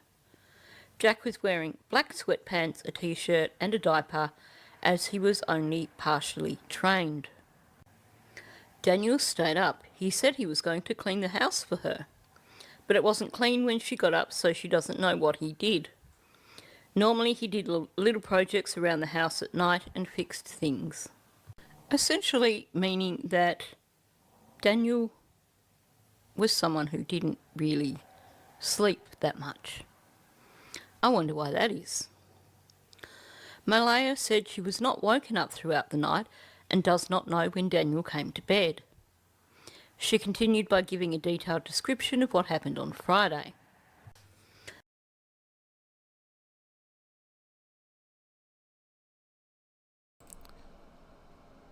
Have we heard different versions of that from Daniel? I'm going off my memory, but we'll see in a few minutes. So you have Malaya in her statement, in her summary statement here, claiming that Daniel was never in bed, but I'm sure Daniel has claimed that he was sleeping the entire night. And wasn't it him that put the kids to bed and checked on them? It seems that Malaya is distancing herself in this particular statement away from any sort of, knowledge of what has occurred in a certain time period, that she herself was sleeping and she doesn't know what that tweaker was up doing. He says she was cleaning the house, but when I got up, ain't nothing clean. Big surprise. He certainly wasn't fixing that front door now, was he? Wonder what else was damaged in the home. Like from we'll call them domestic violence incidents. On Friday morning, Malaya's alarm went off at 6 a.m. and another one at 6:15 a.m., which was when she used the school app to mark them out as sick for the day. Malaya then went back to sleep. Daniel and Meadow were still sleeping and there was no other noise in the house. Malaya heard the kids playing in their bedroom around whatever time. They woke Meadow up, so she took her into bed and turned the TV on for her, then faded in and out of sleep. Now, this is your account of the next morning. Like, why is this person seemingly so, like, bedridden? Like Brian Wilson. Like, why don't you get that fuck out of bed and start your day? Put a smile on that face. Just moping around, turning the TV on, letting the kids do whatever while she's fading in and out of sleep. There's a problem. The crew are lacking some leadership.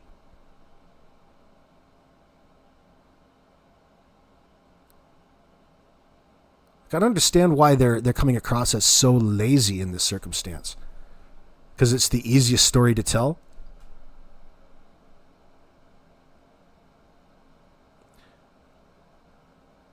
Like it's probably not true. So I don't know why I'm so upset about it. It's just such a stupid thing. It's like a distraction for you. Like they're just admitting to the bare bones of negligence in this circumstance, as opposed to letting you in on the reality of the situation. I'm not getting upset. I'm not getting upset over it not making sense. Don't expect it to. The kids were giggling, laughing and talking to each other. The kids were in the room right next to theirs, so they were loud. Around whatever time, she heard silence and told Daniel she didn't hear the kids. They got up together and checked in the living room and outside. Then started yelling for them. When they didn't hear any answer, she called 911 at 10 a.m.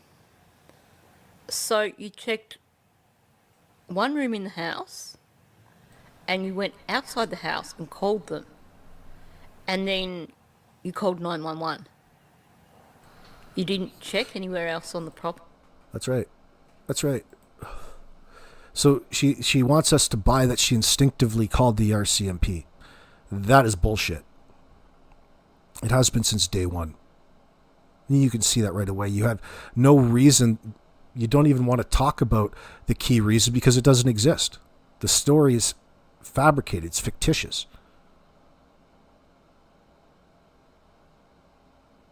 That's really sad, Malaya.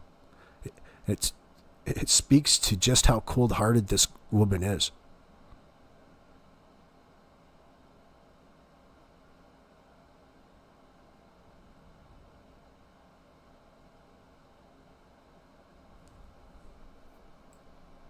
You didn't check any other rooms? You didn't go and ask Janie if she'd heard them?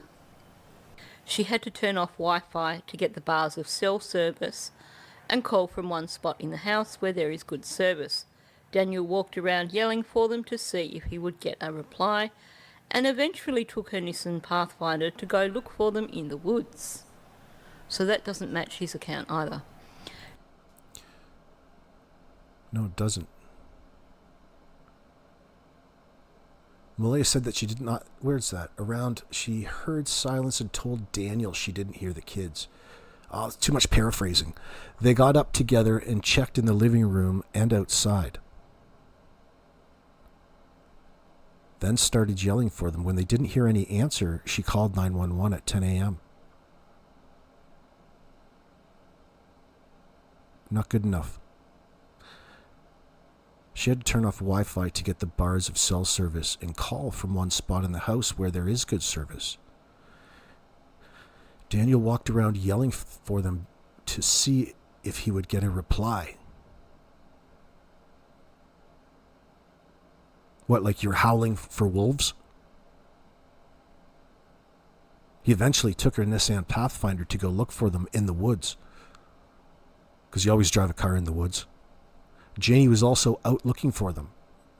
Avoiding fucking police. She had the baby so she could not go look. That's so suspicious. You have no verification, yet you called 911, Malaya? No. Not even questioning you. You don't even have to answer. I don't believe you. You're lying. You're lying. You did call 911, but this whole story is off.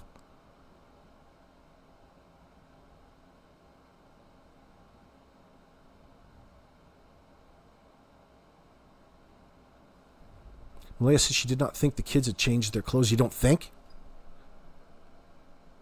See, this constant not speaking directly and speaking around like she thinks. This is a 4 and a 6-year-old child, not a 15, 16-year-old.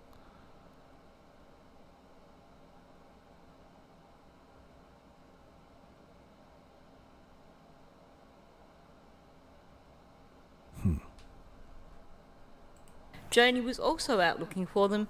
She had the baby, so she couldn't go look. Here's a thought. 2 of your children are missing.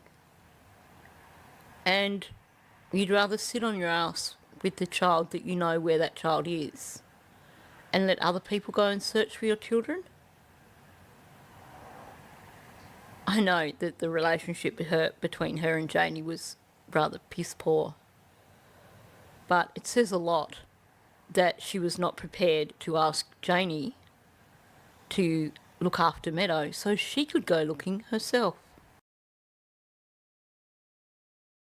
There's no doubt about it. That is incredibly bizarre. It's like you didn't want to go look. You didn't have the inclination to go and look for your own kids that were missing. It didn't, as in, it didn't send you into a panic. That's what would have sent you into an absolute panic. Because there would have been disbelief in the fact that your kids were just here. Now they're not. Where could they possibly be?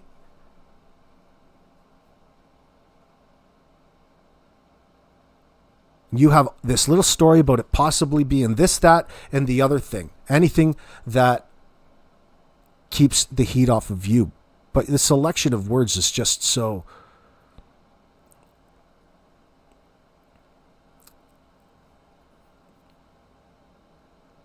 aggravating. Aggravating me anyway.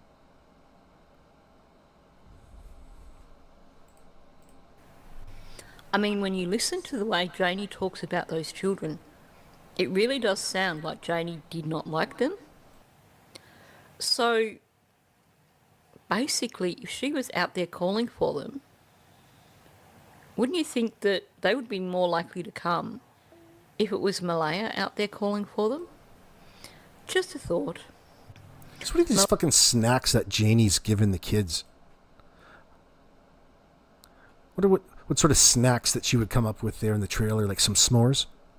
You got some fresh fruit up in the house? I highly doubt that shit. I doubt it. They really went that extra effort to make it look like they're a caring family in the circumstance, in the moment. But their behavior doesn't represent such.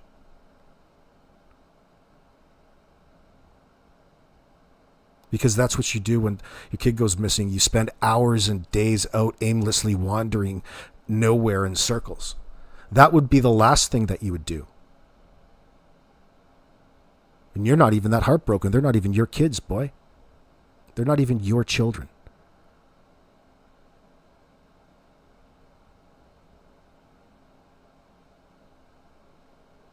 Especially that the old lady's gone. Malaya is up and gone. And you spent all of your time trying to make her look as much of a suspect as you are. And just because the RCMP, listen, no, they've got no other suspects. They've got no suspects. It's mathematically impossible for you three clowns not to be natural suspects. People just react to headlines. It doesn't mean anything. Don't confuse yourselves out there. These people are always going to be suspect because they were the last people to see them. They are natural suspects. The situation constitutes them to be a prime suspect. You don't need any unnecessary framework in your fucking mind or a verification through the goddamn mainstream media to satisfy your curiosity because you don't. It's not your forte, the law. You're a layman. Don't get confused, friends out there.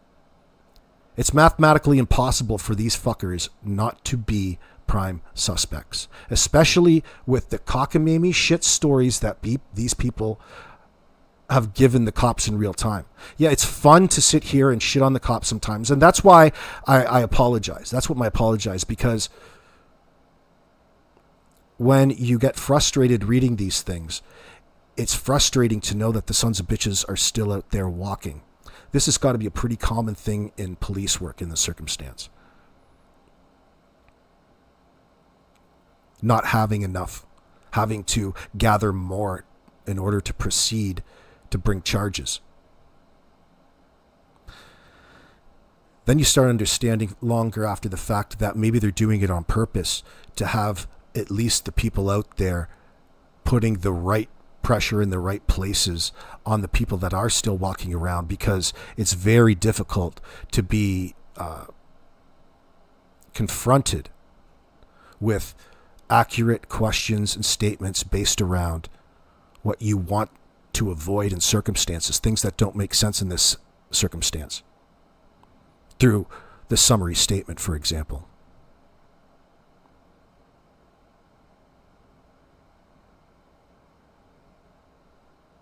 That'll bring information in regards to their behavior. And make note that Malaya still hasn't poked her numb and nut head up and said anything on behalf of her children.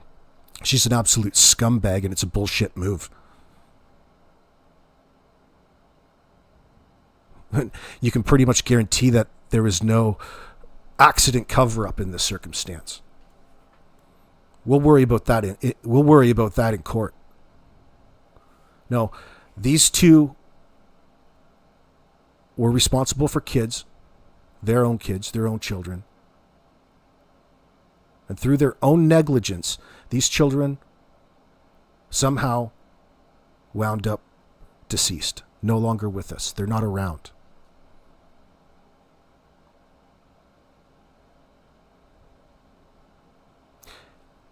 And they don't even want to speak directly to the scenario. They don't even want to satisfy your mind and go that much farther and say, you know what, I really do think somebody around here came on here and took my goddamn kids, which would be about 15 or 20 minutes after you fucking couldn't find your kids. Okay? You can't find your kids around? Somebody took them. Next logical step, and your outrage would be uncontrollable. And you would be tearing things apart to find those children. And it would have nothing to do with the middle of the fucking bush. It would have to do with somebody who's closest to you. Most likely. But they never do that. They want to put some sort of positive spin and have all of these people out there hope and pray that the kids are going to wander out of the magic bush. The one that Janie doesn't believe they walked into. So not only do all of their stories contradict one another, they don't even give a shit about it. They don't care. They're more than satisfied now and confident in dealing with, and this is going to be to their peril, in dealing with the CBC and RCMP. They're the only ones that it matters to when it regards to what are in the headlines. It doesn't matter to you and I and the other person. Well, it does in a way that we care about the situation. But when it comes to bullshitting, two can play at that game. So in tow, that's another reason that I had to say I'm sorry to the RCMP for jumping the gun. Instead of, it's one thing if I had a legitimate gripe, but I didn't want to begin to disinform people and have people start thinking that it's because the cops are just shitty in the circumstance.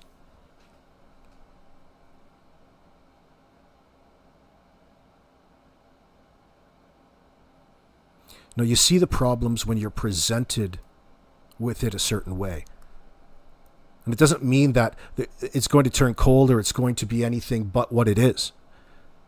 Number one, friends, do not blame CPS, CAS, or the RCMP when all of the blame belongs on the three individuals who were the last people to see them, and double that down, coming at you with such nonsense to have you sidetracked and talk about all of the information, we'll call it in little air quotes, that they have delivered to us. Well, Daniel spend all day talking about his bullshit story. But he won't spend all day talking about the case as it should, the situation.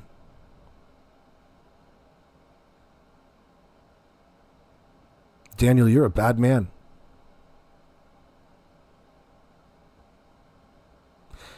All of Pictou County knows that you're a child killer.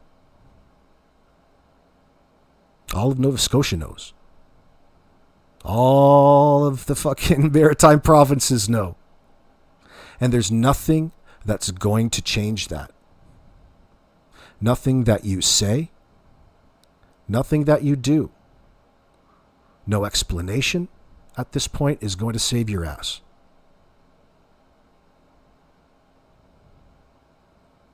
That ship has sailed. Well, people, I think it's unfair to focus a little bit on whether or not this case is labeled a certain way, because it doesn't mean anything.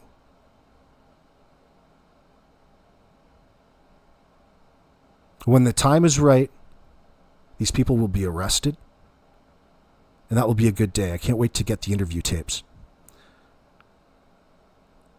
But there's no possible way that the police aren't suspect of them based off of just what's in their summary statements and the contradictions that they've made within them.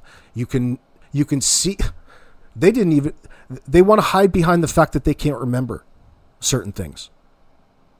And that's noted in these documents.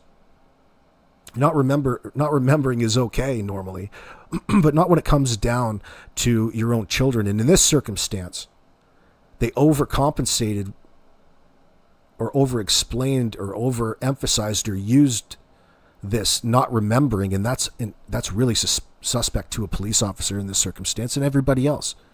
We can see your behavior. If this was an accident, there's no need to go to the extent and deception and lies that you guys are concocting in order to get away with something. Oh, fuck no. There's no need for it. Okay? Even if somebody hit them in the driveway with a vehicle, it's an accident. Nobody's going to be going to jail. Nobody's going to be going to jail in that circumstance. So what was going on there that we have 2 children murdered?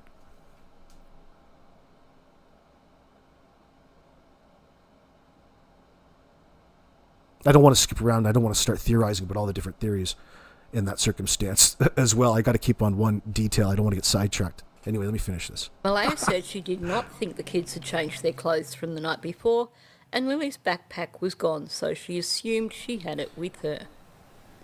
How could you not know if your children had changed their clothes? See, her wanting to avoid and using this not knowing in these particular parts where it would be pretty much impossible, even for a negligent parent, not to at least know most of the things, the basic questions she's being asked. You know, so not only do you look negligent in your answers where it's totally unnecessary, but it goes to speak towards a pattern of exactly this little time frame, and it's just not actually happening. It's completely fabricated. Otherwise, you would know. You can't help but know the goddamn truth. Even when what you did, even if you didn't do anything, you still did something. Doing nothing is still doing something.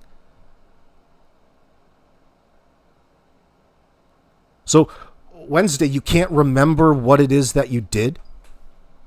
No, it screams avoidance in that sense. It screams she's being cautious and not wanting to talk about things and being too afraid psychologically and reverting to trying to convince them that she doesn't remember in order to really skip ahead to the next part of the question or signify its unimportance or get that interviewee normalized to her plight, her victimhood in the moment.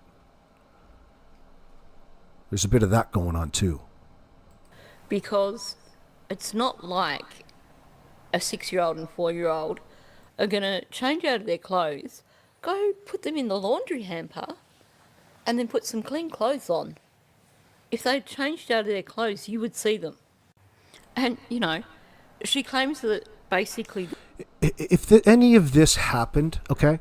If any of this actually happened, there weren't no kids there that day. Otherwise, you would be mentioning all of the food that was pulled out of the cupboard, all of the shit that wasn't cleaned up. Wouldn't you, any other of you that have kids?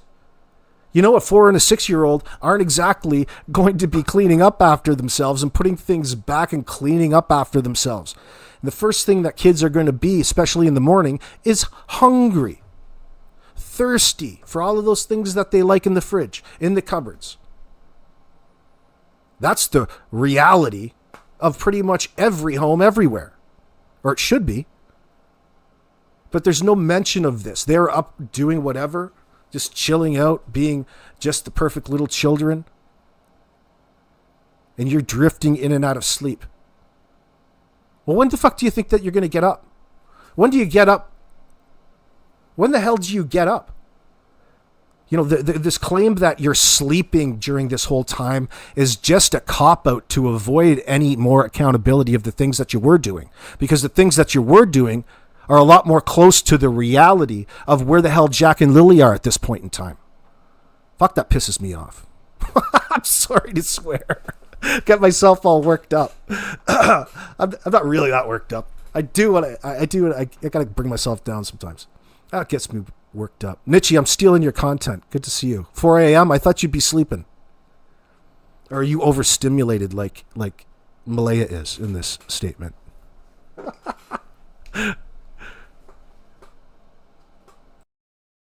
Their clean clothes were still in the laundry basket because she hadn't had time or she hadn't had the energy to actually pull them out of the basket, which, she's essentially implying here that what the kids were wearing was pretty much all that was available to them because everything else had been washed.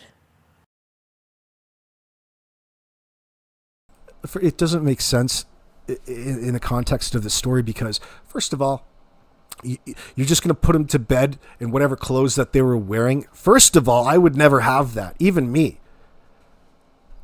A dirty person would never even have that. Look, at some point they must have changed because she's mentioned that she was in, well, number one, they were overdressed for bed. You don't usually wear socks to bed. Have you ever wore socks to bed? It drives me nuts. It drives me nuts. Fuck. No, you don't wear socks to bed. You don't get... It's all about temperature when you're sleeping. It's all about body temperature. So why are these kids overdressed for sleep and underdressed for school? They're not. It's just the way that they're telling the story is this concocted bullshit nonsense story that they wouldn't otherwise notice. Because it's not as bad or as close as bad to what the reality of the situation is probably. Oh my God. So this whole bag of clean clothes, you know that the clothes have got to come out of the goddamn bag, dummy. Okay? All of your fucking clean clothes have got to come out of the plastic bags. So why are you using it as an excuse as to why you didn't? And she's acknowledged. She's acknowledged. She put them in the same clothes essentially because she didn't want to get all the clean clothes out. Well, they have to come out sometime to be put away into the drawers, right? You've got to bring them out at some point. You may as well do it now while you got them in your goddamn hands. But you're way too tired.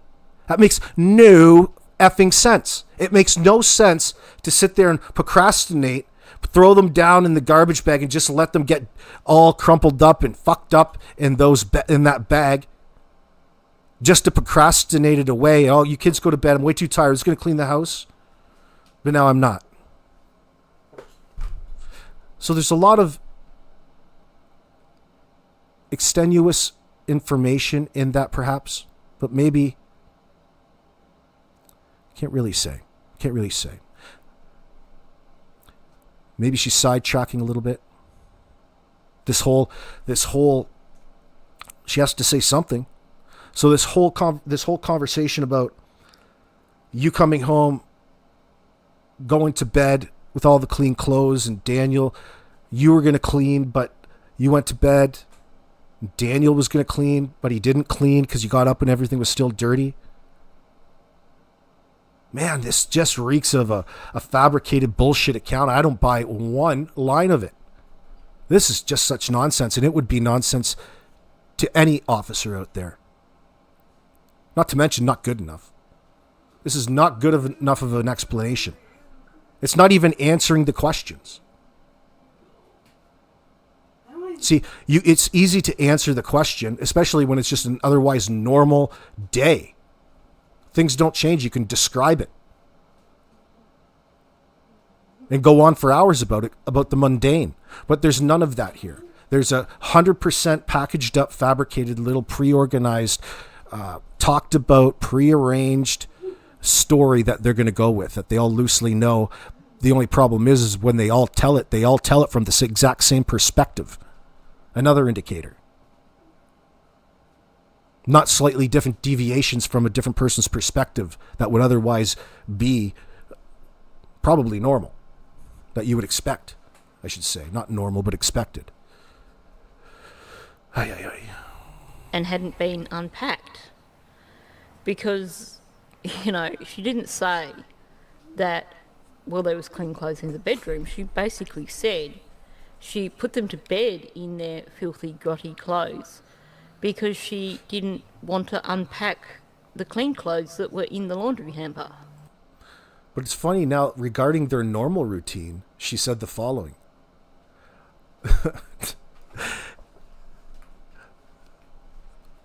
That's really funny.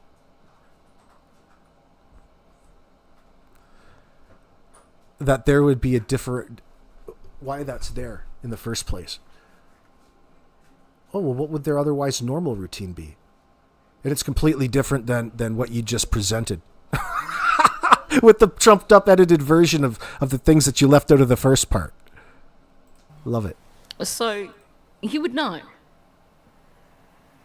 If they had changed clothes, I mean, heck, you have a teenager going and looking in the laundry hamper, and half the clothes in that laundry hamper, those lovely clean clothes, are suddenly going to be unfolded and scrunched and pushed all over the place while they dig down for what they're looking for. So, a 4 and a 6-year-old, if they're looking for fresh clothes in the laundry hamper, they're not going to lift them out carefully and pull out what they want and then lift everything back in. So, this comment that she doesn't think they changed their clothes, well, she should know. She described the backpack as a corduroy cream-coloured backpack with strawberries on it. Lily and Jack's boots were gone. Lily was wearing size 13 rainbow pink boots, and Jack was wearing size 10 blue dinosaur boots. Regarding their normal routine, she said the following. She clarified on a regular morning when the kids go to school, she's up at 6:15 a.m. as she gets the kids ready, fed, and their teeth brushed before having them out to the bus by 7:28 a.m. The bus stopped in their driveway. So can we maybe think that perhaps the reason the kids didn't go to school on Friday, if indeed they were still around Friday morning, was more because Malaya couldn't be bothered getting out of bed? Because it seems like that particular morning she decided to have a massive sleep-in. She also clarified their sleeping arrangements. Meadow, Daniel and Malaya share a room. Lily and Jack also share a room, but they divided it in two because they would be up at all hours of the night when it was open concept. And then we have a reference to Daniel's children. They do not normally live with them, they stay with their mum. They were not there all the week Lily and Jack went missing. Regarding the children in general, Malaya said the following. Lily and Jack did not have a relationship with their biological father. He had not seen them since October 2021, when Malaya left him because of something. He did not pay child support. And we know that he did actually pay child support up until the point when he lost his job 12 months prior to that. Okay, regarding Daniel, Malaya said the following. They've been together 3 years. And she said a heck of a lot more, but we don't know what that is. Daniel worked every Monday at a hardwood sawmill. They were having a hard time getting wood in, so he only worked 1 day a week. She said when he was not working, Daniel would help his mother with building the fence and bringing in wood because they use wood heat. She said he is an involved parent and would help her, especially when she was overwhelmed. You know, this stupid tweaker project out there that they have, this fence. Whatever you have a fence there for, I'll never know. But it's certainly taking you a long time to even build the damn thing. Why not get your material, put it up, and be done with it? But you see it, the more that you look at it, there's a little like a quarter spot painted here. It's like you guys are tweaking out, over obsessing about this ridiculous fence. It's the dumbest looking fence in the first place. Fucking thing. He was not aggressive with the kids, but had a voice they listened to. There was never any... You're talking about it as though it's like a normal thing. Oh, I'm just working on the fence for a little bit, working on the fence for a little bit. Yeah, you can understand having a project around the house, but this fence, what the hell's up with it?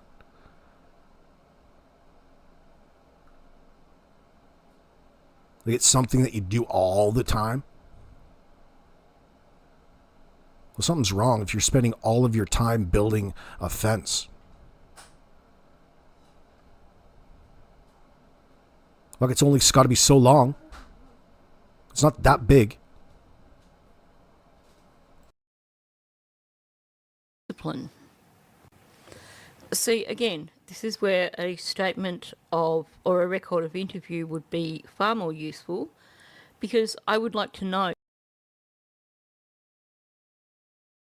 So she says that he's an involved parent. I'll just bet you are. You're an involved parent. What does that mean to Malaya? He was not aggressive with the kids, but had a voice they listened to. Oh, that's your justification? There's never any physical discipline? I don't even know if they know what that word means.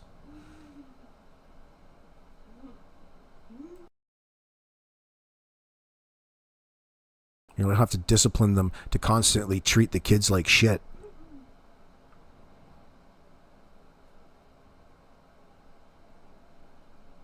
To discipline them, that would mean that you were doing some parenting to begin with, whether you agree with it or not.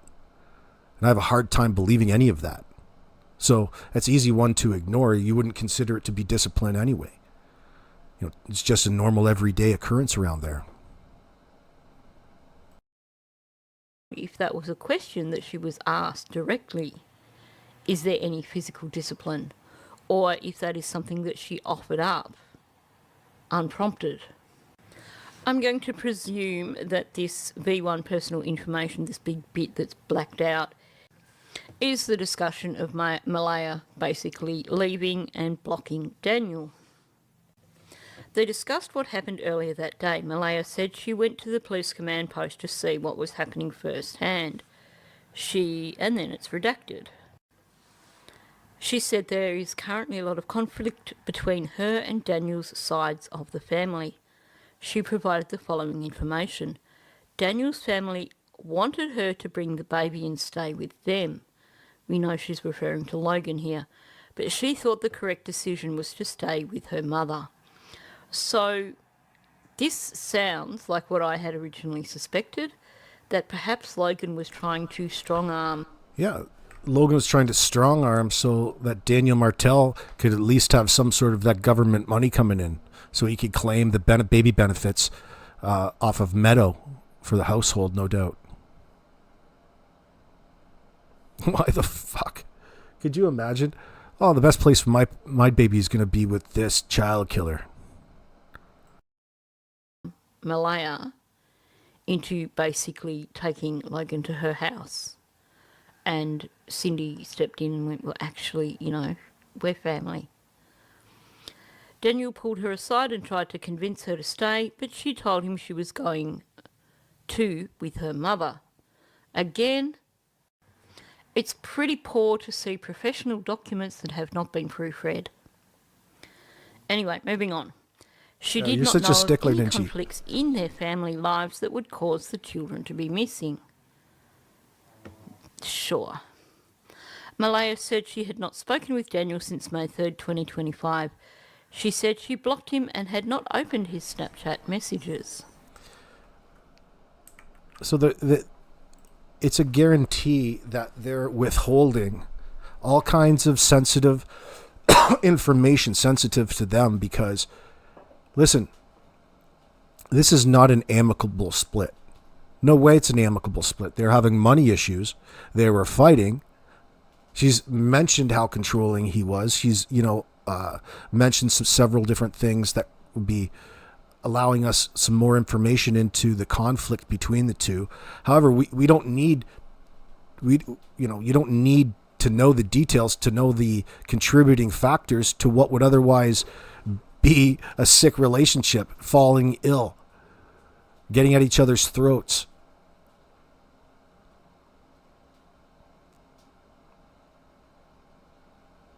And everybody knew that money was one of them. Not the money that you stole, money that you used to have coming in the house that you don't have anymore. So who's going to pay for everything now? Now where are you getting your groceries from? What are we having for dinner tomorrow? Things will get sour pretty quickly. So the police are asking him, and she's describing him to be the kid's stepfather in this circumstance. Malaya, Daniel's never going to be those kids' father in the first place. Priority was given to Meadow, and you could see it.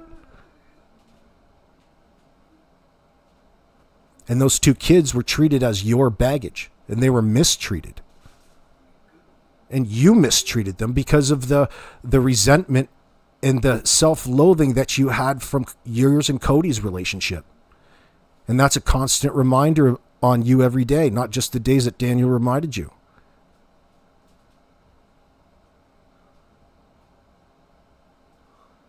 It was that way because you let it be that way. Because she's immature in that sense.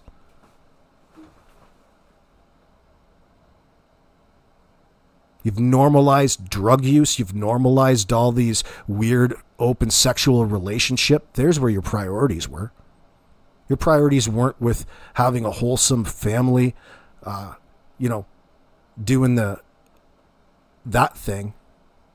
Your partner, Daniel. You're just partners in sexual escapades.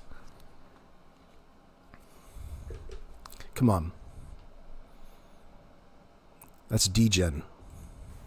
Malaya provided a fifth statement to Constable McIntyre on May 9th, 2025. The following is a summary. So it's interesting that she's combined the first 4 interviews into one summary and then put the 5th one as a separate summary. Malaya again recounted what happened on Thursday night before the kids went missing. She said she put Jack and Lily to bed and then she went to bed with Meadow. Then it's all redacted. She continued to what happened Friday morning, which was the same account she provided in her previous statements.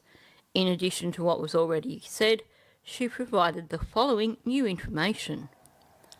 She said when Daniel was looking for the kids, he opened the front door. He put a wrench on top of the door the night before and it didn't fall down. So Daniel said they must have gone out the back sliding door. The door was shut, but the kids would normally leave it open if they went outside because it was so heavy. There are times when they would close it. I have questions about that. Malaya said Lily and Jack did not normally wander on their own. They would if were there, but not by themselves. And I'm thinking that she's referring to Daniel's kids because we have that account from Janie where she talks about them. Should have dusted that door for kitty handprints. You could see fresh fingerprints on there and how well they would stand out. But in reality, their handprint should be all over the place in the first place. Or their boot prints should be all over the place outside playing. Basically going up to their little cubby house in the woods when her grandchildren are there. Malaya said she had a conversation with Janie in the yard and told her the kids were missing. Janie got ready and went to look for them. She told Malaya she heard them outside playing and Daniel yelling. Malaya said she does not think she opened her phone or sent any messages around that time. She did call her mother and her grandmother after she called police. She said she used Text Plus because it allowed Wi-Fi calling. She since deleted the app because she doesn't need it anymore. She did not use the Text Plus to call 911 because it does not let you. Now that's interesting because there's questions about how quickly Cindy got there. And it looks like she deleted the app, meaning that she was making it harder for them to discover what time she contacted her mother. Just noting that. I love this statement here. Malaya said during the day, Daniel had erratic behavior towards the police officers, she thought. Another one of those statements. He was very standoffish and Daniel thought they weren't doing enough. No, what that was they weren't buying the fact that this was a stranger abduction. They weren't picking up the bait in that circumstance. They weren't suspicious of it being a stranger abduction, which would be the best case scenario for them at the moment. Not that they weren't doing enough. What do you mean they weren't doing enough? They weren't doing what you wanted them to do, which was establish an Amber Alert, thereby taking the heat off of you guys and putting it in some other random person's car that potentially or falsely had your children in it. That would have been ideal. You've mentioned that. That's why you wanted this Amber Alert. And by the way, Malaya, what would it matter if nobody or everybody knew that your kids were missing? You're not acting as though that you wanted to find them. You didn't even go look for them in the first place. You just called the RCMP to have them come in and look on your behalf because you didn't go look yourself.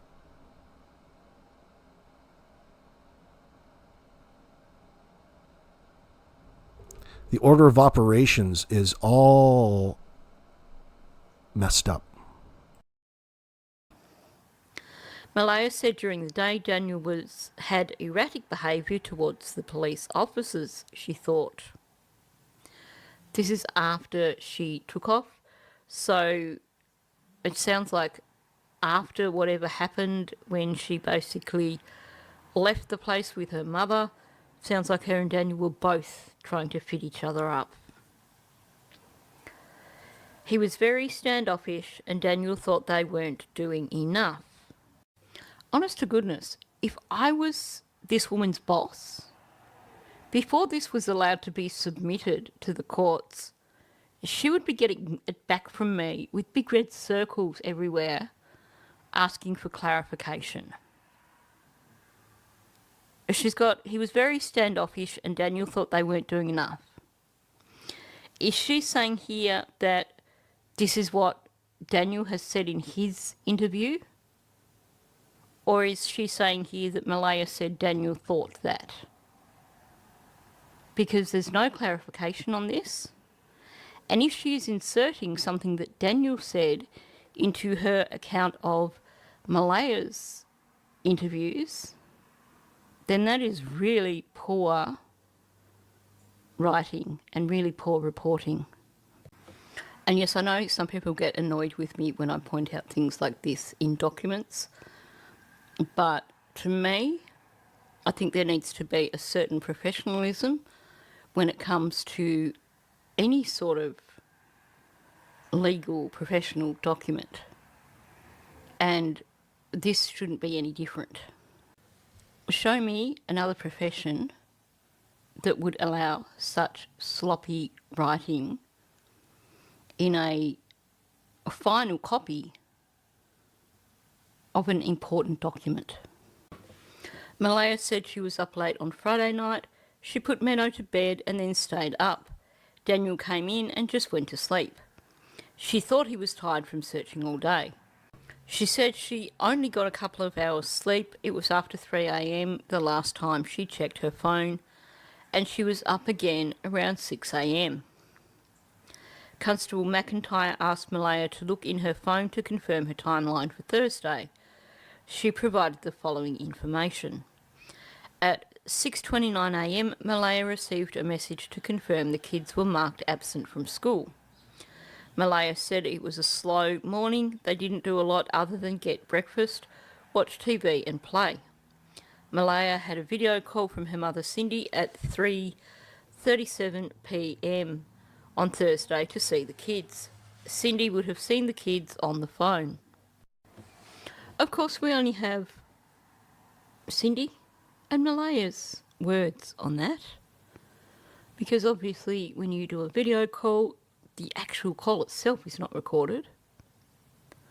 Malaya went through and showed Constable McIntyre her banking transactions on Thursday to see if they could narrow down the timeline, but she said Daniel used his card for their purchases that day.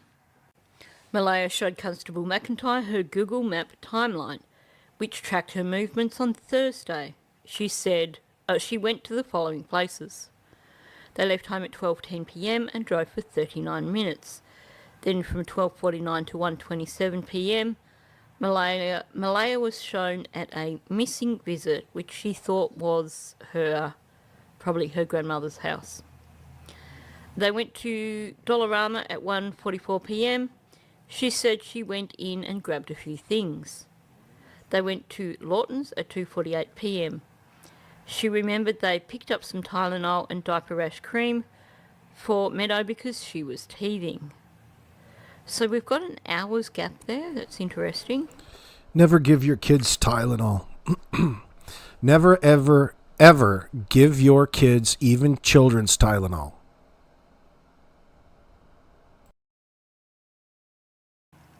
They drove between 2:52 and 3:11 p.m.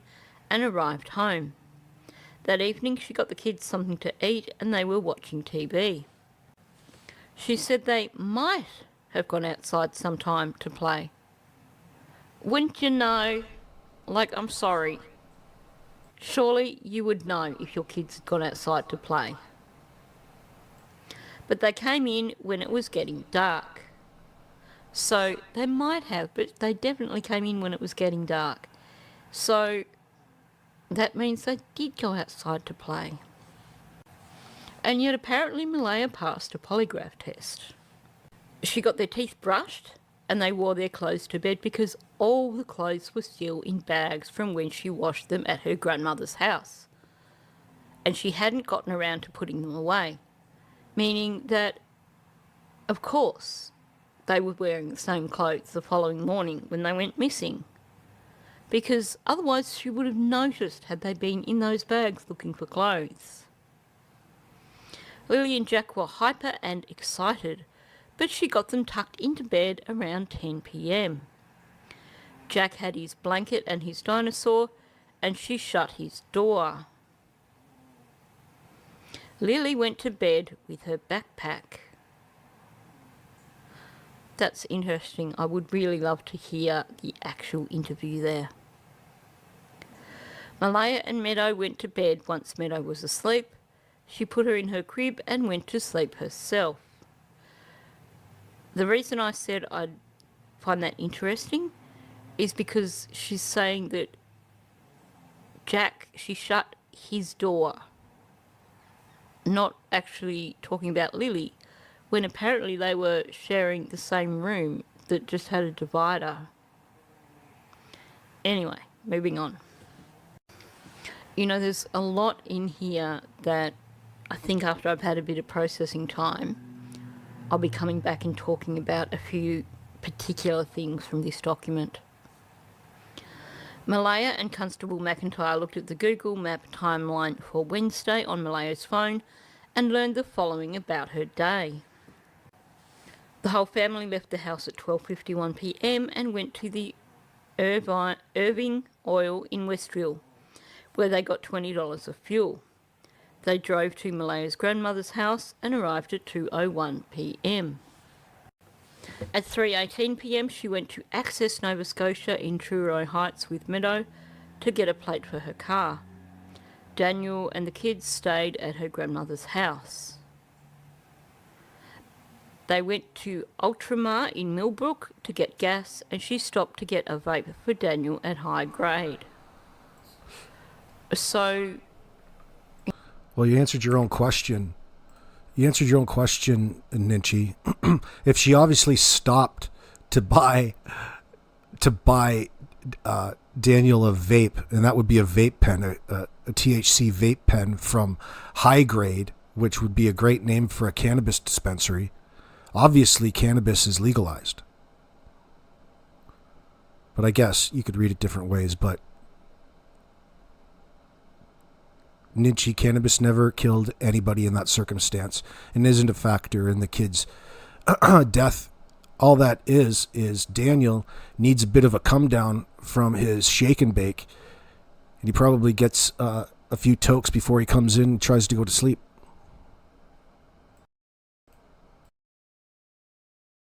From being overstimulated in that sense. In terms of the vape, is MJ legal there? Or is legal? that I'm just smoking like it right a now. Tobacco vape. Because reading that gives me flashbacks to the timeline given by Candace when Summer Wells went missing and she went and got edibles for her mother and stuff like that.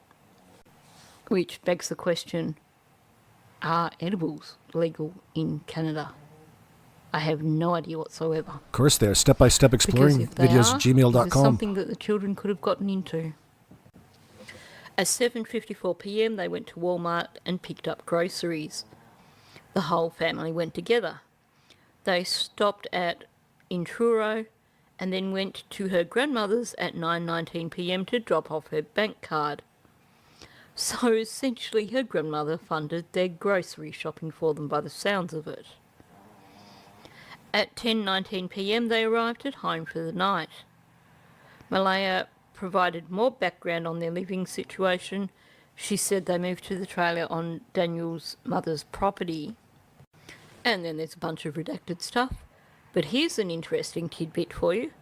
Malaya said Daniel's father owned over 100 acres of land out near Barney's River, which is a wooded lot. I would like to know if that has been searched. Daniel provided... Barney's River. Barney's River is... I wonder if it's the same one. We're going to have a look right here. So, it's worth exploring, especially for Mike DeMann.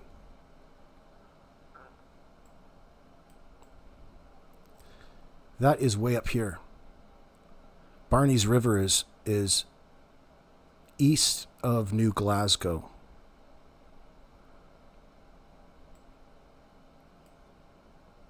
Barney's River School Museum.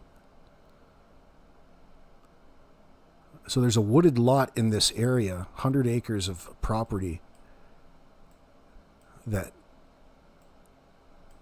it's probably a sweet lot too.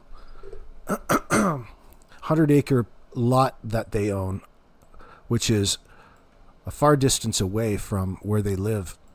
Not that far, but I mean, it's probably about 30, 40 miles.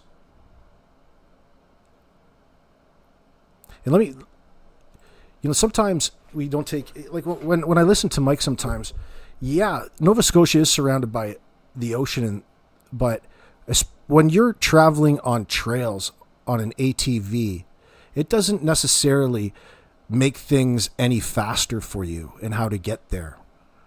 Sometimes it can be a lot longer than as the crow flies. And you're not going all that fast. And you're stopping and starting.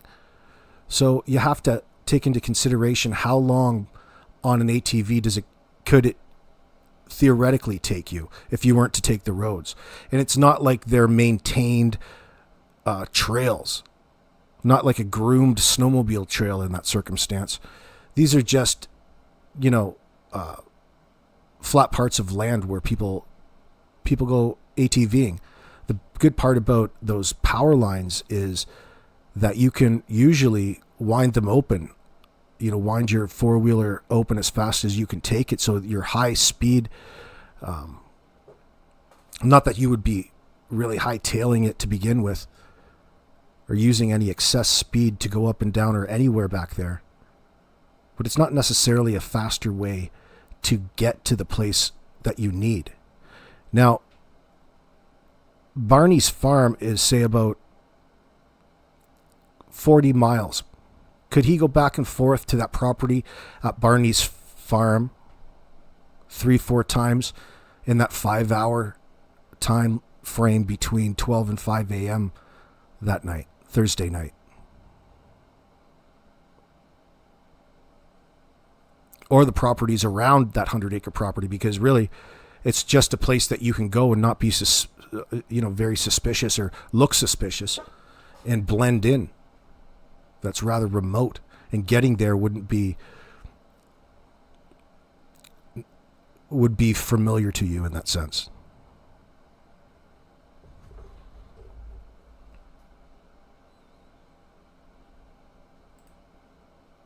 Provided 2 statements to police on May 2nd, 2025 and May 4th, 2025.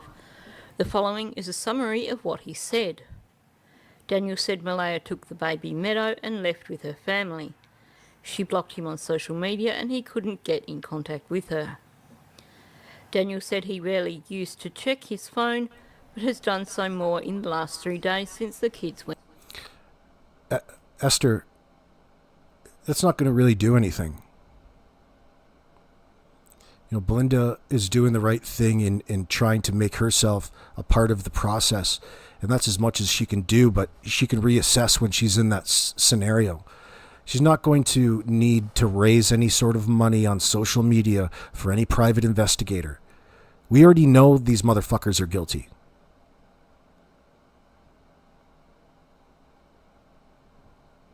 Now, you probably save yourself some money and go and rig some a remote microphone up to his trailer and get all kinds of audio leaks from his home.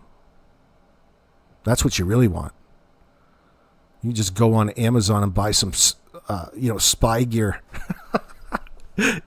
and go and put a recorder and a transmitter or a microphone and a transmitter on his trailer, run some surveillance on his punk ass.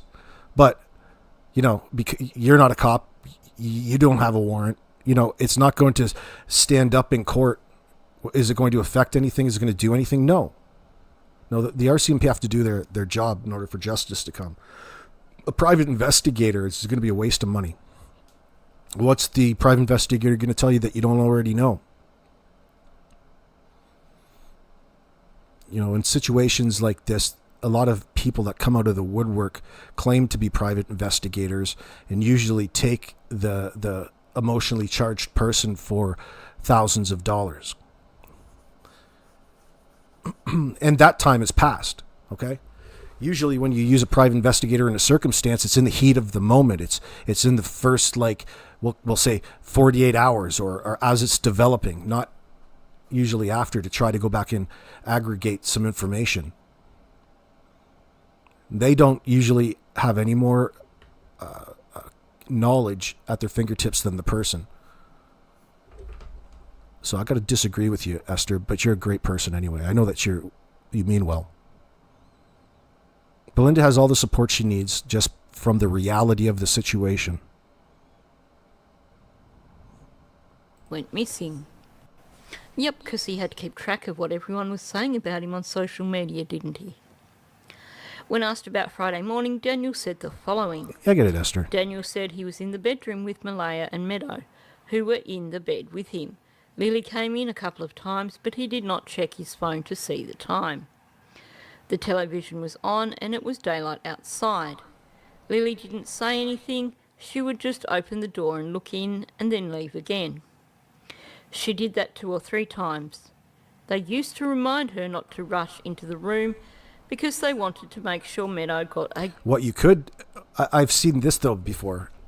What could be potentially an area to raise money for is utilizing these satellites. If you can hone it down to a time and an address, i.e. coordinates, then there's services that detectives use out there, but they usually have to have a warrant and a special reason. You might even have to be in law enforcement to do it, but it's geo satellites up there that have real-time pictures and keep in archive. So if you could say hone somebody down, say somebody makes a statement that they're at a certain place and this and that, and that's their statement, then you can either verify it or you can prove that it was false with this kind of service in a theoretical sense. Now, it's not going to work in every circumstance because you might be following a loose end, right? And they're expensive and the service is expensive, so it's why timelines and real information is so important again. But again, it would be very, very difficult, if not impossible and not worth it from the public because you're not going to have that key information. That exact or the real time will be part of the investigation.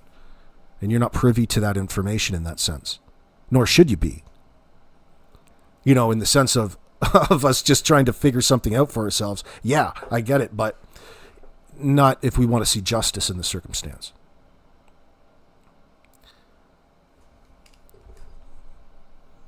Good sleep. Sometimes the kids would wake her up. Daniel said he got up and he didn't hear the kids. He thought it was only a few minutes since Lily last poked her head in the door. He went out and saw the back sliding door was closed. The kids didn't usually close it when they went outside. Their boots were gone.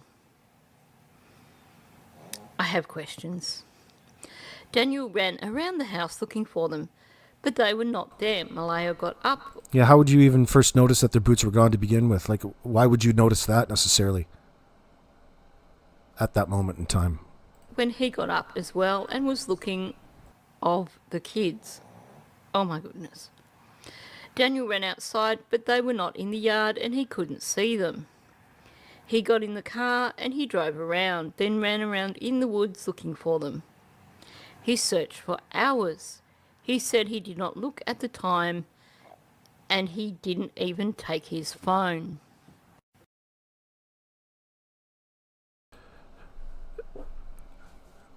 Oh, it's so...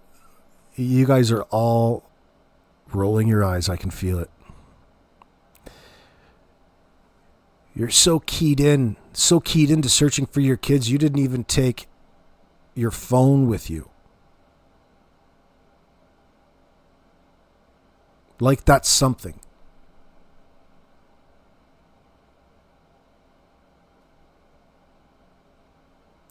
every part of this reeks of Daniel avoiding any sort of contact with the police to begin with. Heaven forbid that. You know how important information is in that moment in time? How could you trust anybody else to deliver the important piece of information other than yourself to the police in the moment? Nobody wants to take that charge in that circumstance. Do you know what I mean? You get that, right? Yeah, that's a major, major red flag in all of this. And Daniel, your excuse is just stupid, pal. Nobody can relate or nobody can buy it. And nobody will buy it.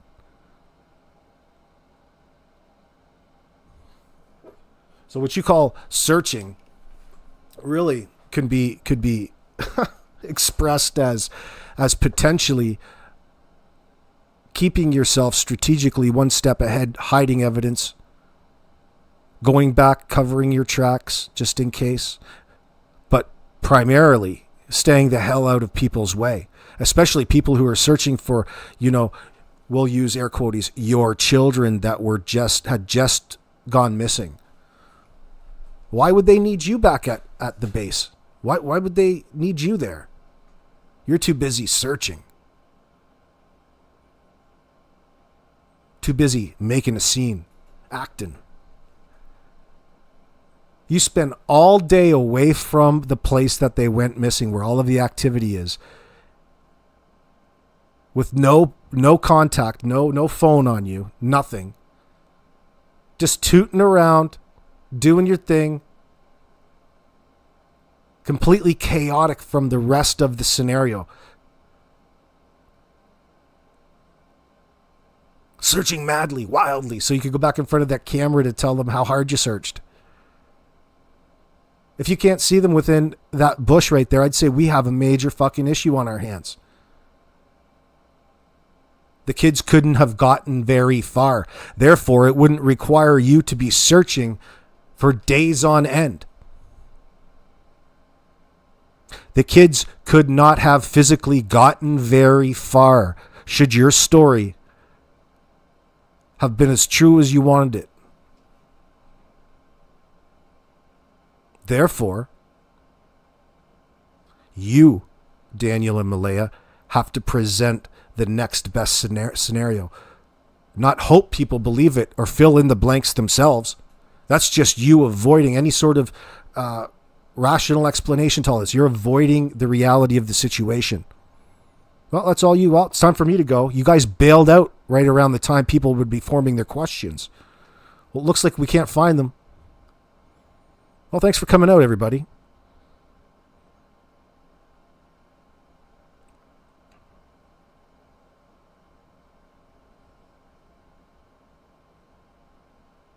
What is keeping this situation from progressing, I wonder?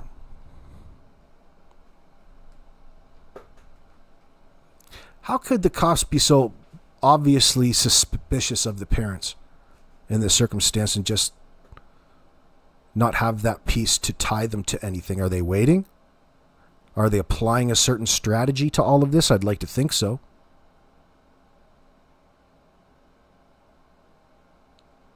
Because the RCMP have been taken to a point that Daniel and Malaya have led them to. And they're in limbo. And they're not stressed about the right things as a person who was a caring parent who had just been victimized in the worst way would act. They're not upset about the right things. They don't even want to talk about the possibilities. They don't even want to talk into detail about anything else. In fact, Malaya has completely clammed up.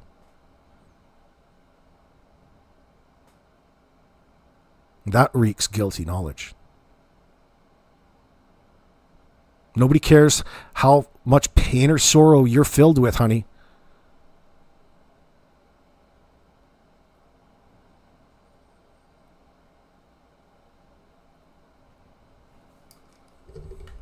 So you're telling me that... No, I'm not even going to go there.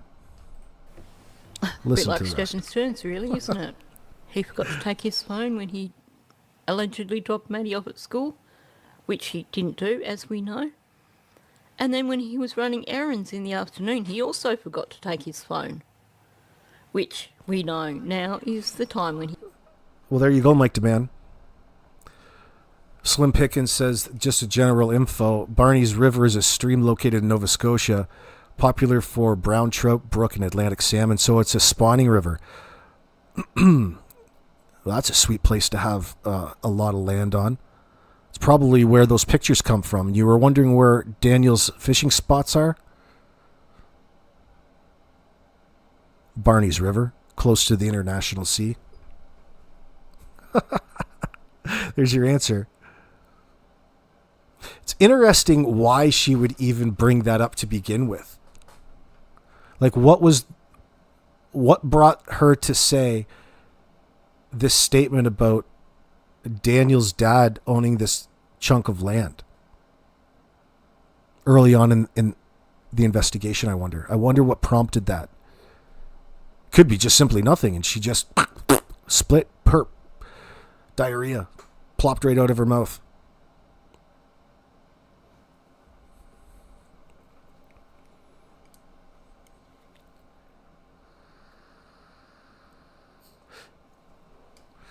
Could Daniel, or could anybody get from that place on Lansdowne Station to the lot on Barney's River let's say 4 times, 3 trips? No, let's say 3 trips. 1, 2, 3, 4, 5, 6. That's 3 trips to Barney's River. It was 6 times in 5 hours, right?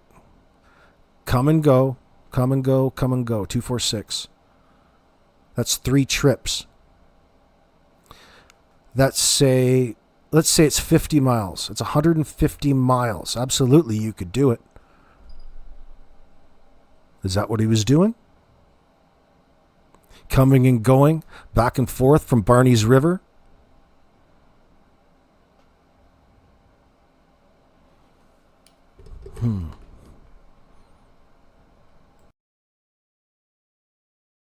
He took Maddie and left her basically in the bamboo out in the middle of nowhere in St. Cloud.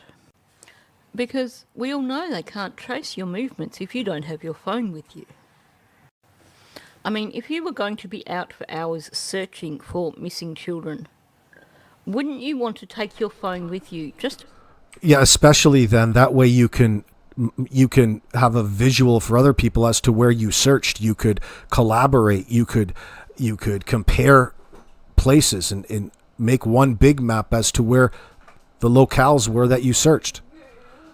Of course, all of this information isn't available. That would be the reason why you would do it, and for communication. All kinds of reasons to take your phone out with you, unless you were trying to avoid the police in the first place, as you were. You didn't want to be found, Daniel. You went missing too. Lily went missing, and then Daniel went missing. Daniel's gone. We don't know where he is. He's out searching. Searching. Is that what we're calling it? This isn't interesting. Another thing that he had in common with Jack and Lily that day is that he went missing. Searched well into the night. I'm out here searching here and there, everywhere. To go to that extent and then to turn around and tell the video cameras that there's no point in searching anywhere anymore. He's all searched out. Oh, yeah. In case they turned up home, so that their mother could ring you and say, "It's all good, they're here, come back." Because that would be preferable to being out searching for like 12 hours or something, and to get home. Boy, he's really convinced that they're out there somewhere. He must be really convinced, isn't he? You can't find your kids within earshot. Somebody took them. That's what you would think. being an adult, a parent in that circumstance, you wouldn't be out there searching nowhere, everywhere, with no phone, no available contact to keep up with things in an emergency situation.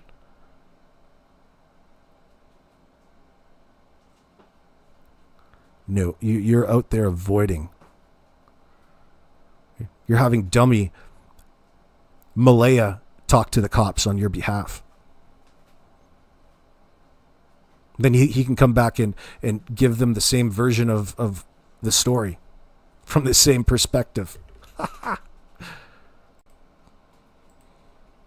And be told, oh, they came home 10 minutes after you left.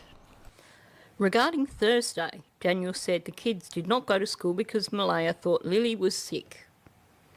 Different story again. They all left home around lunchtime and got gas at the Circle K in Alma. Then went through the Tim Hortons drive-through for food. Daniel said he thought the kids were sleeping. They drove to Truro and went to Malaya's grandmother's house to do laundry. Why don't you guys stop by the grocery store?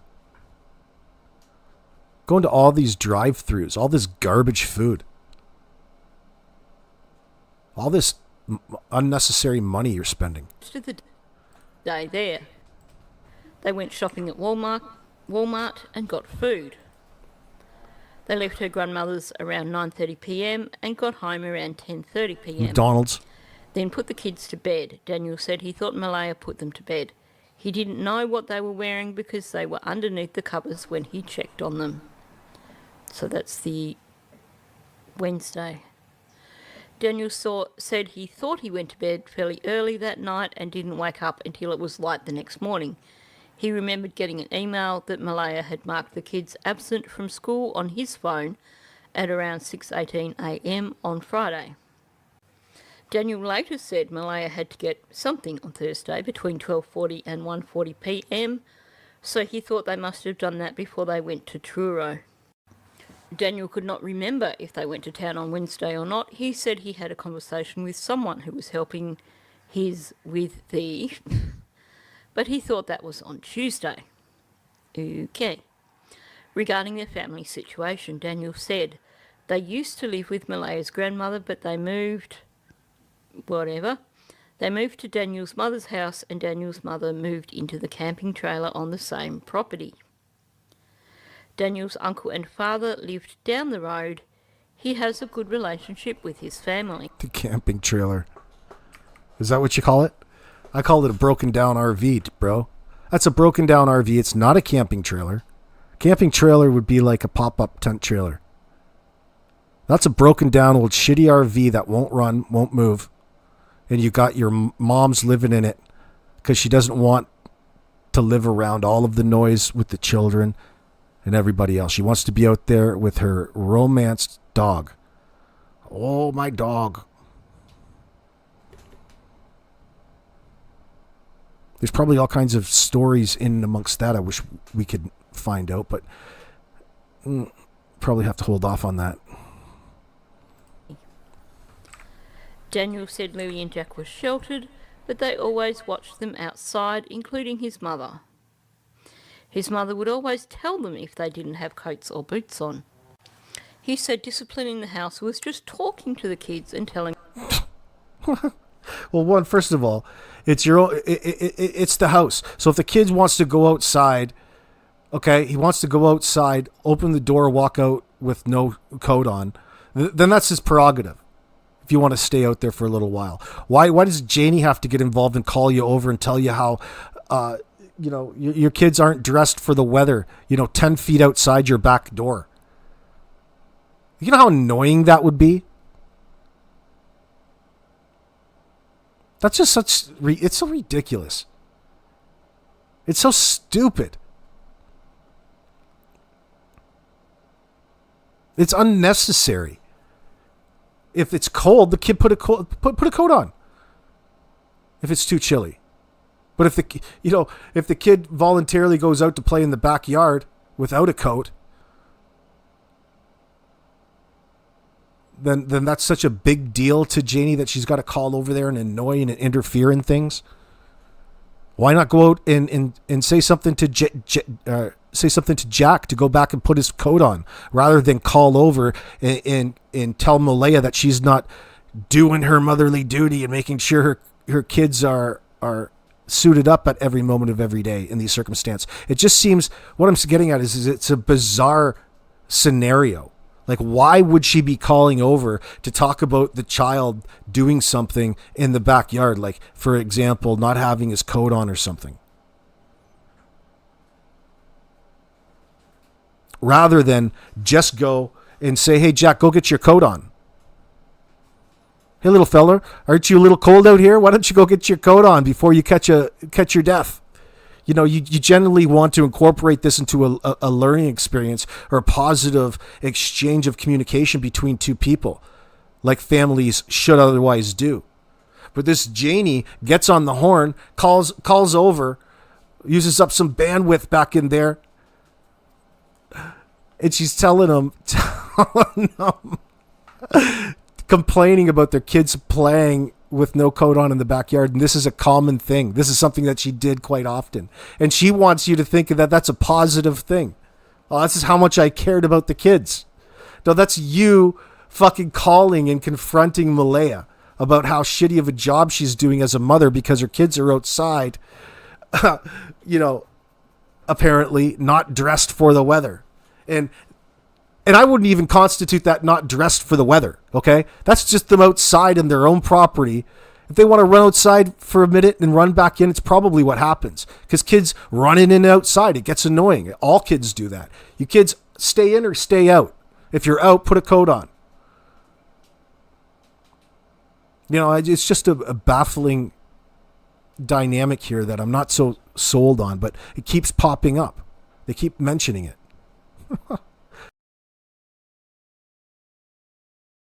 Them why they could not do things. Daniel said the kids did not listen to Malaya, they only listened to him.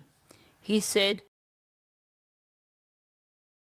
he talks about them, Daniel talks about the kids as though they're dogs, as though they're animals that have gotten outside their pen, and the kids will only respond to my voice out there. They might not come. The kids are apparently lost and gone, and they might not come for their biological mother. You want us to believe that? The fact that he's even volunteering this information is just so, it makes your mind spin. Like, what a moron. What a dumb thing to say. Like, what are you going to argue? That it's not a dumb thing to say? That all of the neglect that occurred in that house was due to Malaya not doing something, as opposed to the other participants, the other people in these children's lives who are trying to convince us that they were loving and active and caring individuals in their everyday life, as opposed to the villains that they are.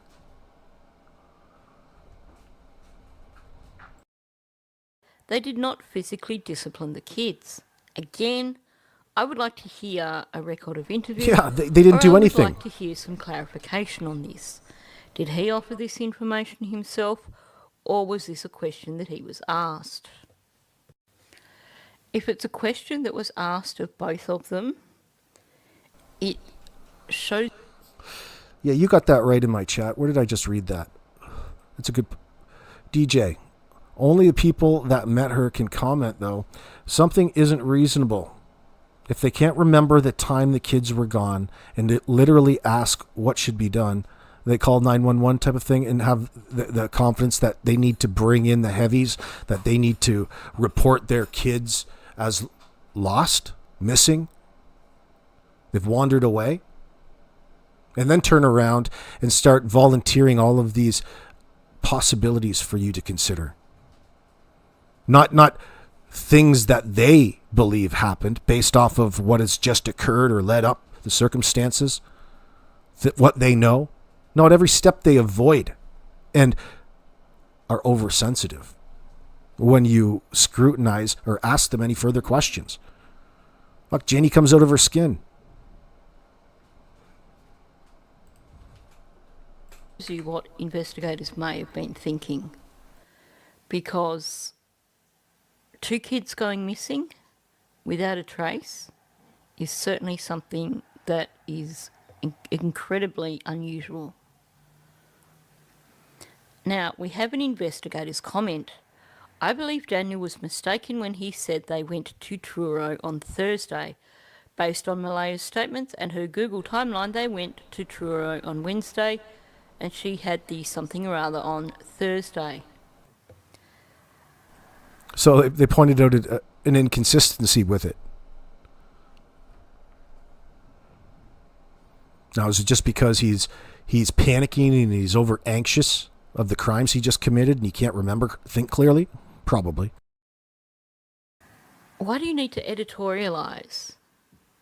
You should just be giving a straight recount, a retelling, essentially, of what occurred in the interviews and what was said.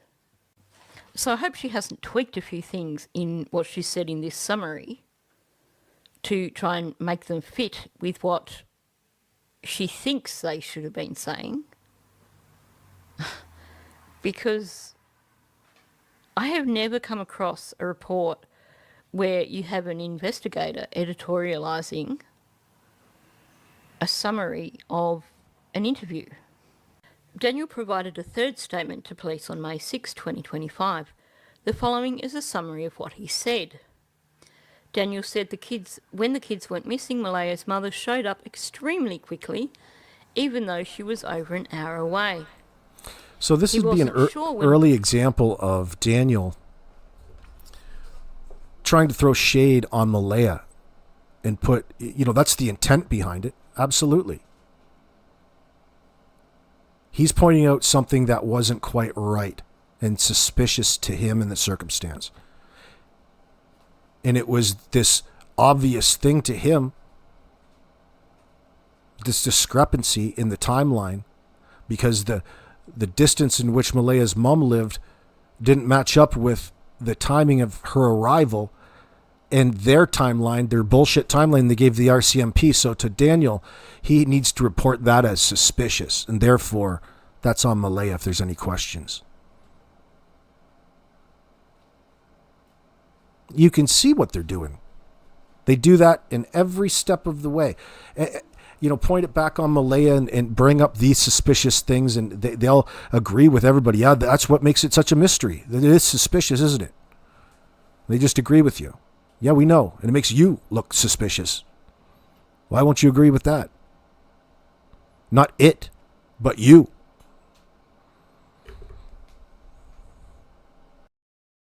Malaya called her mother and said it might be a good idea to check her phone to see the time. Daniel said his Google Maps would have his location, and he always kept his location on for Malaya, so she knew where he was. Even more of a reason to scrutinize his story, because he contradicts himself. Then he wants to tell you that, he's just he'd never leave home without it, his phone. Him and Malaya need to know where each other are at all times, and they spy on one another through Google Locate. That way she doesn't think I'm cheating on her. Well, why wouldn't you take it for the hours on end that you were out there supposedly searching? On the day of the emergency, Daniel.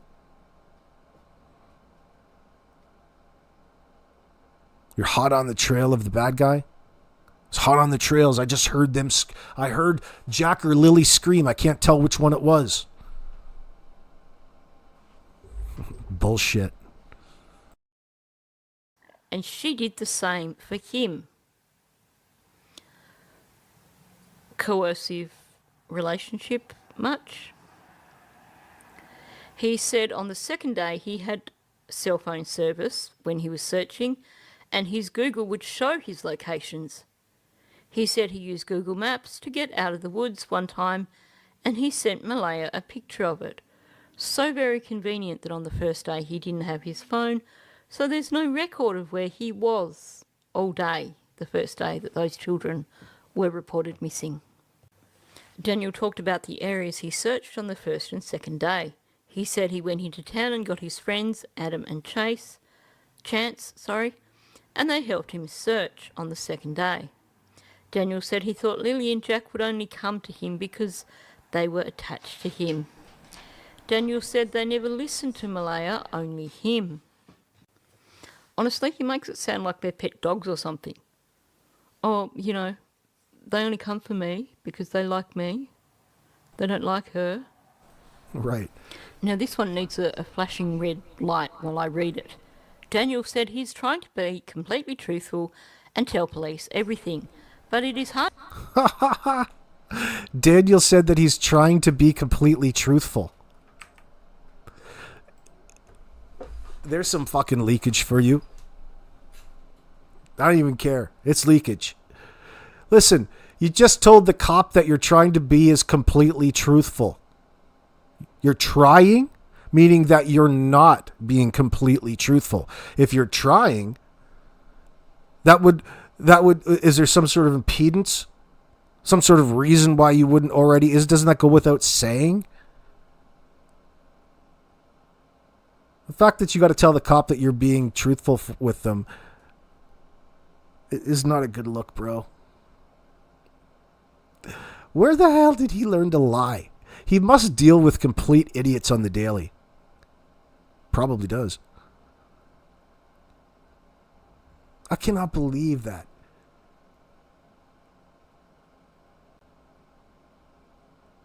Oh, but it's hard to remember everything exactly as it happened, so be patient with me. Don't yell at me.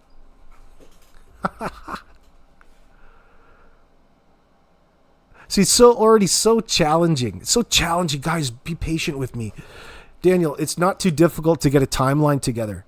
Why is this guy making it so difficult?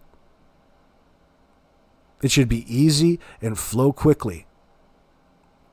And if you can't remember, you can cross-reference with your bank transactions, etc. You should already know this stuff. You know this stuff already. Why is it so difficult for him that he has to try to be completely truthful? I'm trying to be completely truthful. You guys just got to slow down. God damn. What he's doing is just trying to convince people that he's being truthful. That's what it is. He's trying to convince, the act of convincing these officers that he's being truthful. And even these cops, as backwoods as they probably are, get lied to all the time. Anyway, they're used to getting lied to. Oh, man, it's such a red flag. You never have the need to emphasize how truthful you're being unless you're lying. Oh, my God. He's a hard sell. He's not a salesman over there at the hardwood lumber store, that's for sure. You must sweep the floors. Jeez. I'm trying to tell you everything, guys, but you're just going a bit fast for me. To remember everything exactly as it happened. Daniel said he's having a hard time because his whole family is gone. Again. Oh, that's a bonus for you. Your whole family has just gone. There's lots of room around that trailer now, no doubt. Maybe Janie can move back in.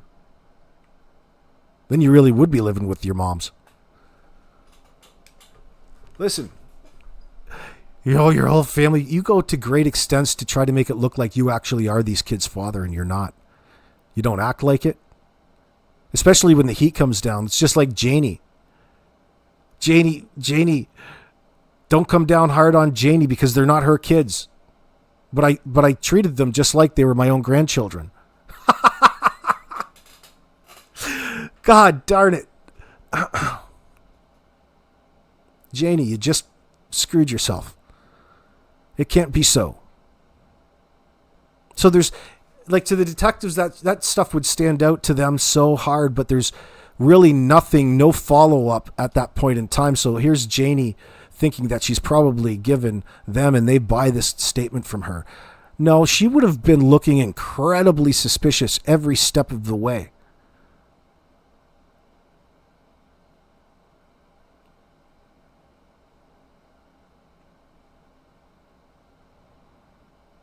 Did I tell you how much I love Jack and Lily? When asked in detail about Friday morning,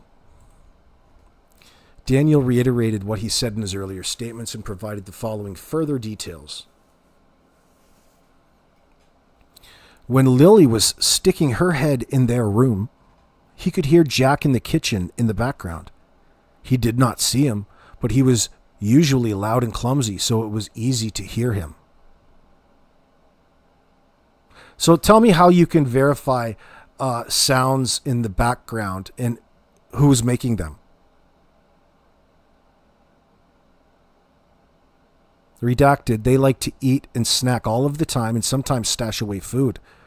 Redacted. Yeah, come on, Daniel.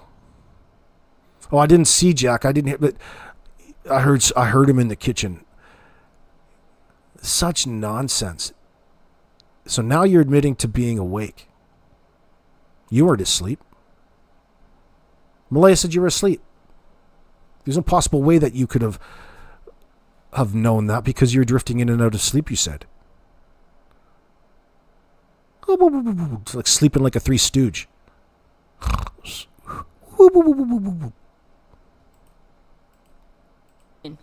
Is this because he was asked, why are your statements not matching up? Or is this something that he offered up on his own? When asked in detail about Friday morning, Daniel reiterated what he said in his earlier statements and provided the following further details. When Lily was sticking her head in their room, he could hear Jack in the kitchen in the background. He did not see him, but he was usually loud and clumsy, so it was easy to hear him. So he's in a different room to what Malaya was saying. How do you know it wasn't the kidnapper, Daniel? If you think your kids are gone, wouldn't now be a good time to say that maybe that noise I heard in the kitchen earlier was maybe the suspect that you guys should be after?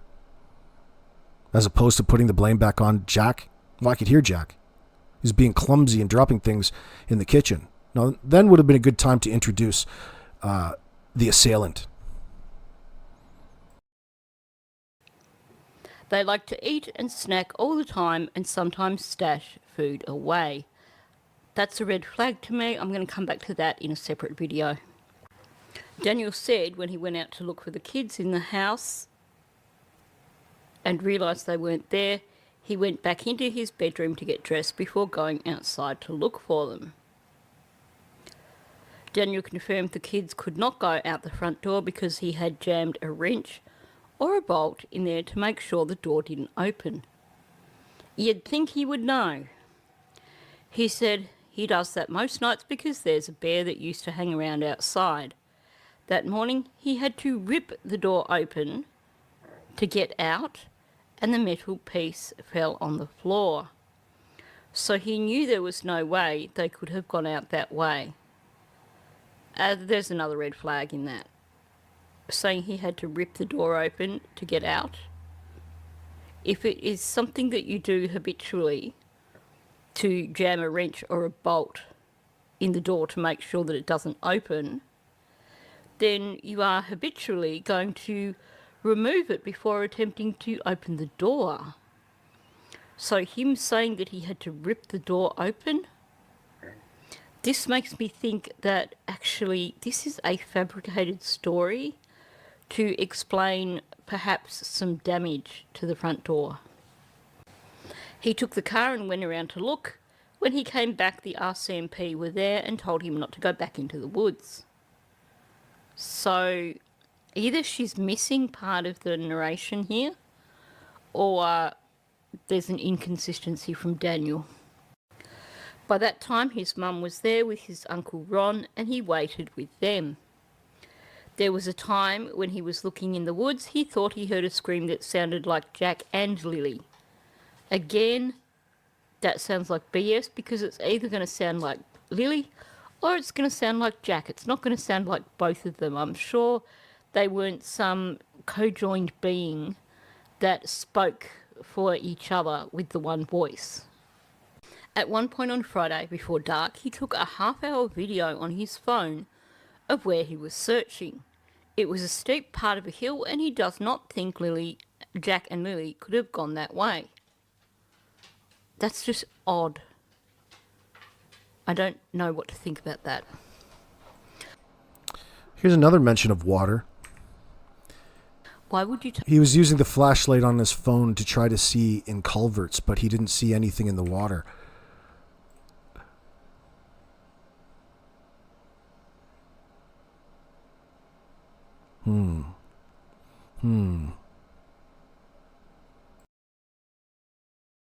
Take a video of an area that you're pretty certain that the kids wouldn't have gone that way in the first place. Was he trying to prove that he was searching?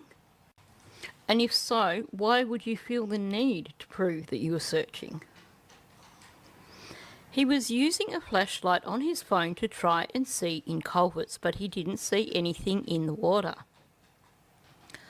They talked about what happened on Wednesday and Thursday. Daniel initially had the days mixed up, but then he confirmed through online banking on his phone that they spent Wednesday in Truro with Malaya's grandmother and went to run errands, including Malaya's something on Thursday. In addition to what he provided in his previous statements, he said the following about Thursday. Daniel said he had Facebook messages from Malaya at around 12:07 p.m. She was talking about McDonald's toys. He said he might have been out in the yard playing with Jack and Lily when she sent those messages. Okay, this guy really needs to give up on the rugs, because clearly he doesn't know what he's doing when. They all went to Malaya's grandmother's place and got there around 12:50 p.m. Malaya went to get something and he stayed in the car with the kids. All three kids were sleeping, so it was quiet. He looked at his banking information on his phone and remembered they went to Dollarama and Lawton's on the way home. They all went into Dollarama and only Malaya went into Lawton's. Daniel said Malaya would have talked to her mother later in the day because her mother called 2 or 3 times every day. That is excessive. Her grandmother also probably... I wonder if there's any truth to that. If Cindy calling Malaya 2-3 times a day, probably because she's worried about the living situation there at the house? Or is it him trying to exaggerate and trying to throw suspicion onto Malaya and Cindy and her part of the family at that point in time?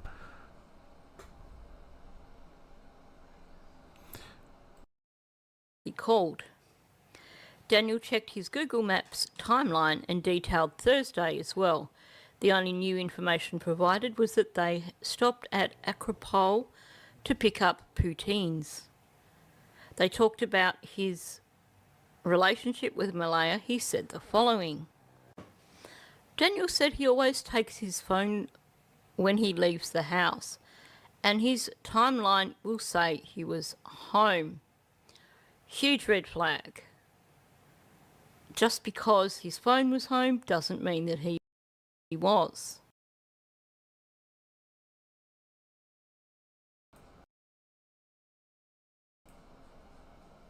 Friends, that was Nietzsche's narration from the statements of Malaya, Daniel, and Janie, from the documents that are being quoted in all of the news articles. Man, oh man. Good to see you, Chelsea.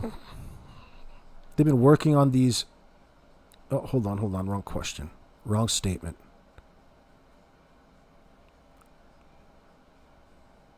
If children had access to food, they wouldn't need to stash it. Amanda Graham. Yeah, you think that that's something in this situation? Probably. I mean, it's not uncommon, but something tells me that they're lacking in nutrition, considering all of the shit and the addictive foods that they're being fed. All we hear about is them stopping at Tim Hortons and McDonald's in order to feed their families. Why don't you cook them a roast beef or something with some potatoes and carrots and a big meal? Get them full.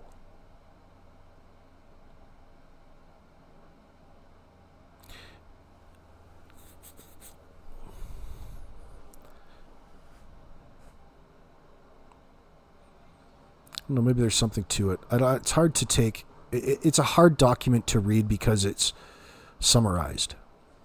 You prefer statements, but they have to protect a little bit of it in that sense. I can respect it. I'm glad it's out. That way we don't have to rely on Daniel and anybody else to reshape the narrative after the fact. Daniel said no one was at the house the night before. Another lie, Daniel. That's right, Amanda Graham. Good observation. Nobody was there. You talking about the Thursday night? He said... You can't remember. I can't remember. I can't remember anything unless you have to come into the, It's a Crime and Shame live chat. Then you can remember some things. Oh, no. It was this way.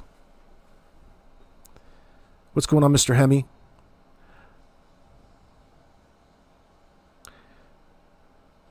Well, he cheated on his ex with Malaya. A cheater thinks everyone operates just like they do. Ooh.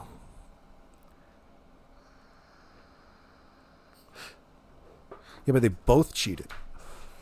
They both cheated, didn't they? Oh, no. I think they both were cheating. He was destined for doom. Oh, I just met this new guy. Daniel. He's a dream. Life's just so wonderful with Daniel. And guess what? He's also my drug dealer. I'm guessing he always, Amanda Graham, I guess he's always accused of cheating. I believe he had the insecurities. That's why. Well, listen, they both have to keep an eye on each other because they have an open relationship, bro. You have to constantly measure to see if that other person's openness is as open as you think it is, or if there's something that she's hiding. It's always measured. Listen, I've got nothing to hide to you. Here's all my passwords.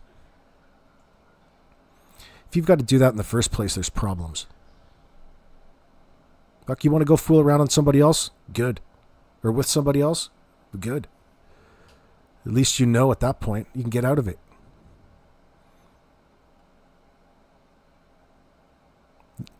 You think that he's always accusing her of cheating. Is that what you're saying, Amanda? Oh, that's just something that we do. That way we can keep an eye on each other. Except when we're going to search for Jackie and Lily in that sense. Howdy, chair. A party going on back there.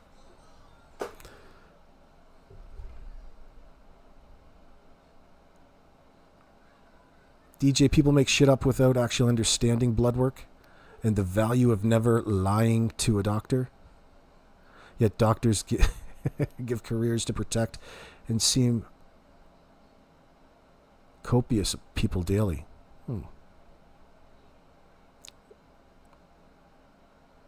She had a medical issue.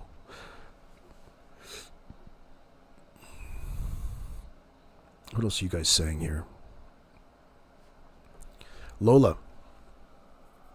When Daniel said he uses Google Maps to find his way back out of the bush and then sent the location to Malaya, that's where the RCMP need to check.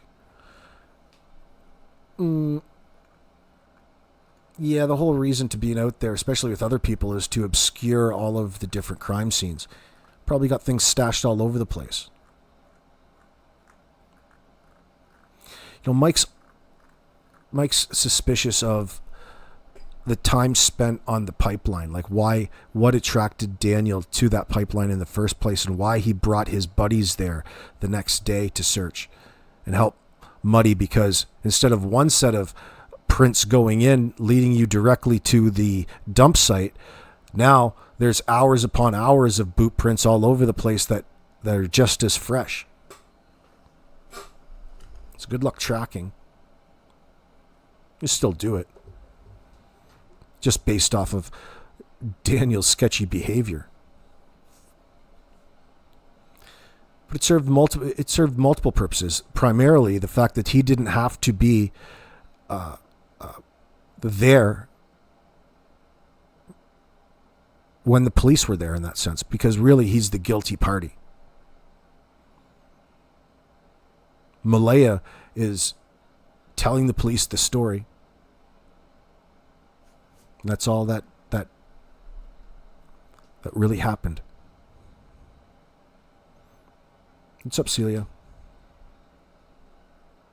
And it's as simple as that. If it meant that much to you, Daniel, if you were that concerned about the kids, you would be back organizing, communicating, discussing, letting people know the circumstances leading up to this tragic moment that you need and require the RCMP there at that point in time. You required the RCMP to make it look like those kids were in the bush.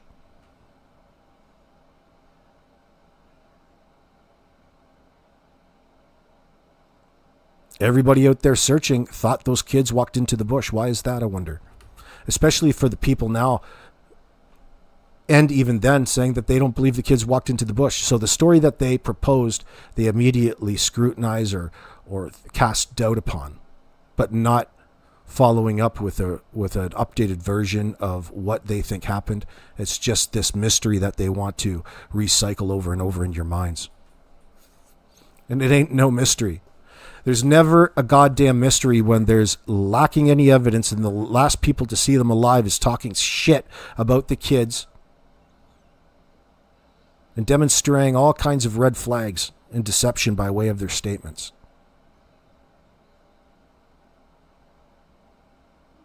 You don't know. You guys were sleeping, but all of a sudden you do know. Well, you can't not know and then know at the same time. You were either sleeping or you weren't. Not this in and out of sleep. Every step of the way, it's this wishy-washy shit. Lola, you guarantee he never leaves his phone any other time? Exactly. You know that phones track you. You track the old lady. And she tracks you. So you can't play stupid. You feel for Earl? Holy shit, DJ. Well, he's probably being lied to. I feel for Earl, that poor neighbor. He wasn't disassociative. Those kids implies literally he is aware children live there in the house, but doesn't ever sit for breakfast, lunch, or Sunday dinners. And the film guy is Canadian, who had time to have fresh eyes. Both men fighting, though, just isn't actually looking for the kids. Do you steal them kids there? Much like these... Yeah, I see what you. I see your point. I don't know how you feel sorry for Earl though, DJ. Having to deal with Janie in that sense? Is that what is this a dig at Janie? I don't feel sorry for him at all. Other than he's dragged into this, potentially. The fact that he's trying to chase people off property, I can kind of relate to that. However, this situation might dictate you go about things in a different way other than, we don't know the situation. Maybe Tint was egging him on in the background. We don't really know. Maybe there's a reason why he was so worked up. Maybe he was scared. He thought Daniel was going to come kill him next.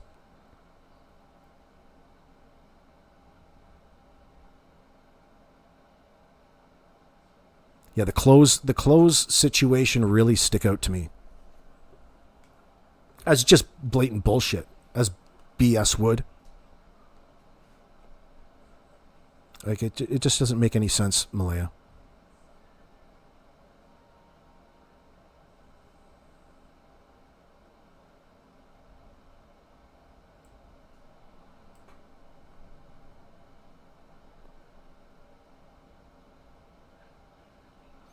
Yeah, Celia, I think something happened to one child and the other was a witness and went from there.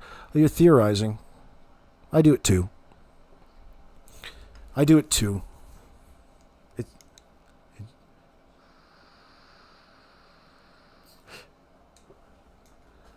I try to keep my mind in the right space, though, because we're not always going to be right. We're suspicious of it because we don't know what it could be.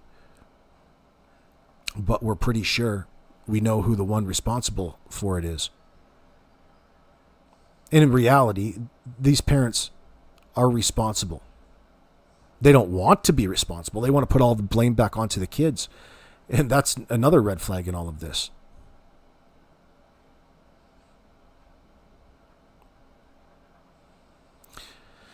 In that case, Celia, it's hard not to think about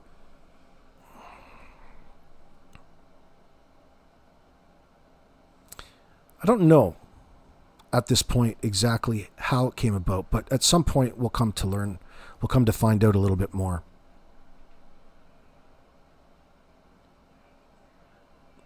I'm suspicious and, I think we're in the right ballpark when it comes to who's responsible. You don't believe Daniel had to use Google Maps to find his way out of the bush? Yeah, exactly. Yeah, I don't even believe that either, Barbara. But these are just lines that you give cops. I don't expect him to be truthful. But you can't have it both ways. Like even in his statements in this summary, you can see how he's contradicting himself. They're contradicting themselves. Oh, you don't bring your phone, but you're already well aware of tracking because you track each other. That's normal to you. You don't believe that he had to use Google Maps to find his way out of the bush, for example. Yeah, exactly. Exactly. There goes all of your, we can't use the phone because there's no cell service, and that's some sort of excuse as to why you let it home. That's such bullshit. It's nonsense. At some point, you're going to have service. And there's service all over, especially off the Trans-Canada where you're near. You're not that remote in Nova Scotia. Although there's some dead weak spots, especially when you get into hilly and forested areas. And you live in a goddamn, a darn Faraday cage in that aluminum trailer of yours. It's a shitty Faraday cage.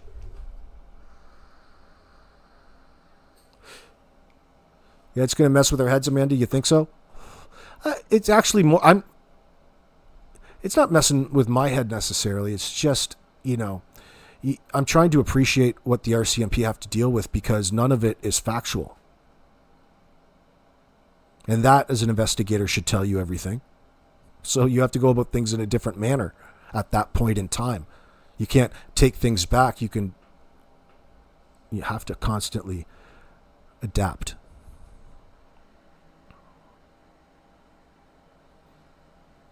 Ghetto Panilla or Ghetto Panda.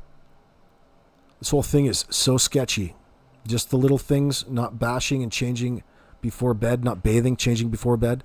No mention of breakfast, flipping lights on.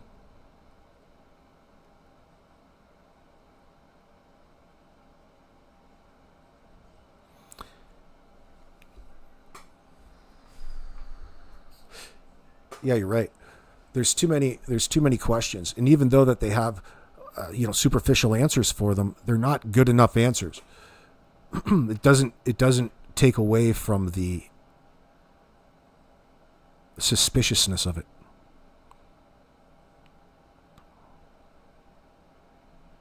Is anyone looking at Jamie or Janie? The kids' noise bother her. She wouldn't let the RCMP in her trailer. She heard the kids that morning.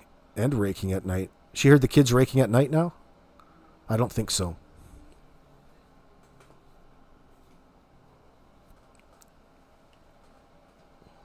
Or that would be new. Yeah, well, Janie's a key part of this, Blay, because she and her story is the, Daniel and Malaya's alibi. It shouldn't be too hard to rip apart Janie's story. They've already blown it out of the goddarn water because they contradicted each other. So the police have to know. They have to know that.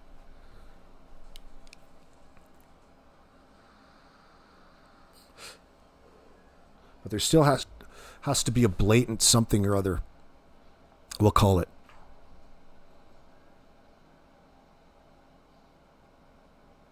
Like there's so many circumstantial things here. You think that they would be able to get them on obstruction.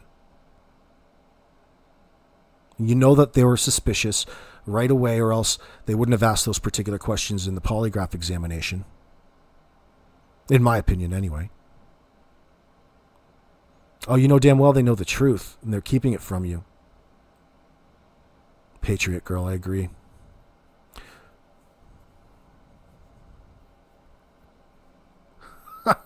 Super Dan, Tammy. Who flicks the lights on when children are sleeping? We didn't want to disrupt our children's sleep. Yeah, exactly.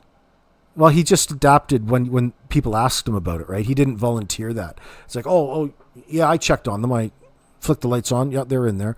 Well, if you flick the lights on, it was to obviously get a visual of something. But he doesn't want to tell you what the kids were wearing, the fact that they were in their street clothes and their socks from the night before. That's nonsense.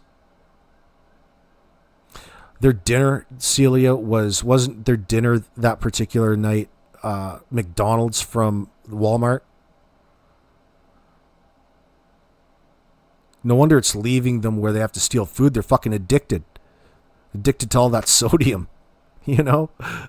They're up there pissing you off to no end, stealing all the food in the cupboards, stashing it away because you won't let them have the cookies. Why don't you throw some frickin' celery up there? Let them steal that. You steal all the carrots that you want, kids.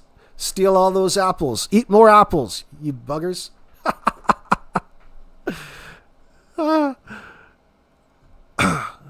My daughter eat half an apple and then stuff behind a couch.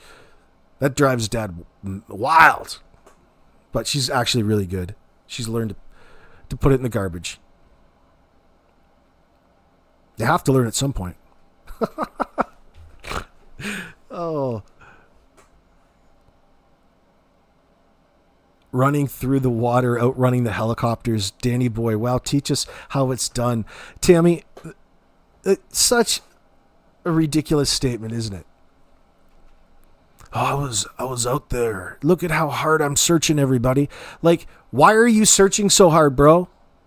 Why are you he's doing too much. It's so suspicious. The answer to all of that was so he could sell it in front of the cameras that the kids were somewhere in the bush and needed to be found because that was the only solution. That's the way it was presented to us. Now, why is that, Danny boy? And then he immediately goes on and says he doesn't think the kids are in the bush. No, it's not because that they searched it already. You didn't need them to show up to know that the kids weren't in the bush.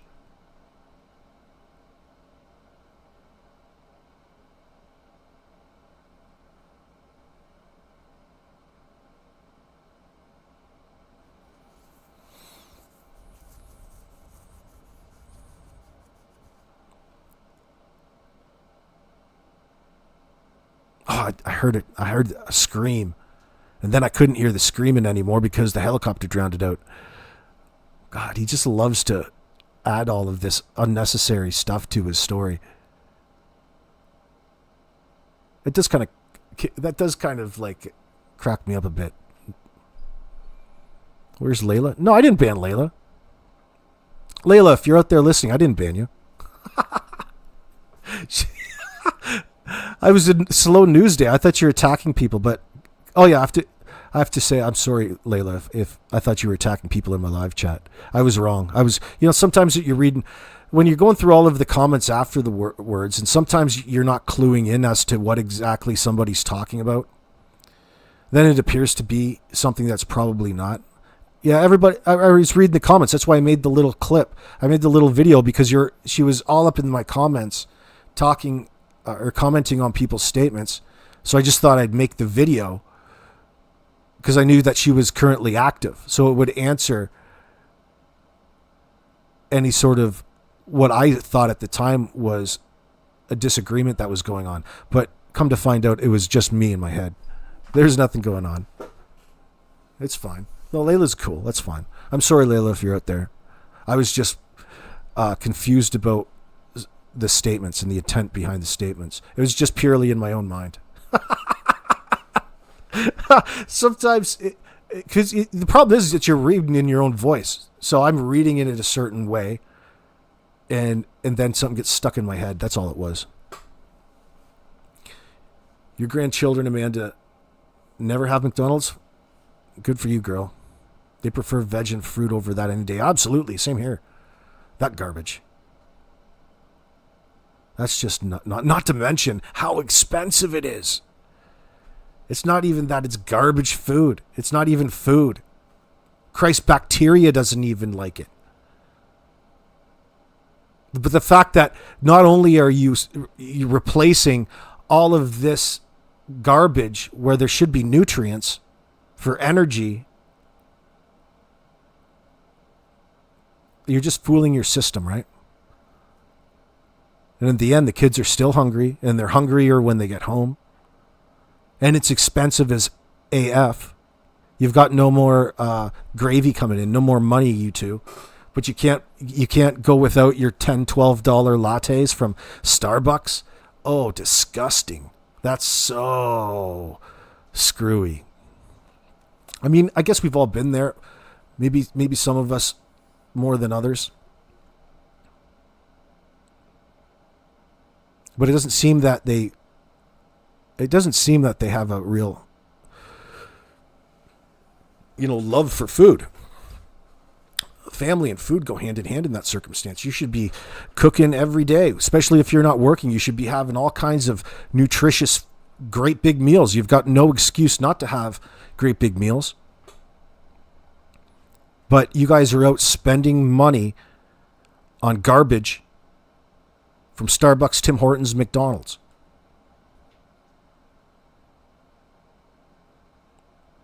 That's a strong contributing factor as to why the kids probably, one of the factors as to why they were struggling in school. Because they didn't have the right nutrients. Oh, and Timu, you're right, Ghetto. Fucking Timu. You buy $12 lattes from Starbucks, your rich, expensive taste, but yet you spend the rest of the little money that you have on a cheap shit like Timu. What the hell is going on? What the hell is going on? These people are just so sucked into the technology.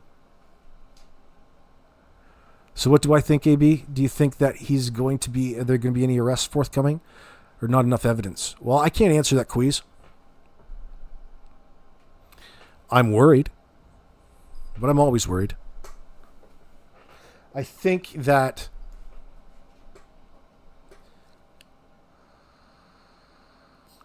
when the right pressure is put on the right person at the right time, that this is going to fold like a cheap, ugly suit. They're going to arrest these son of a bitches as soon as that time comes.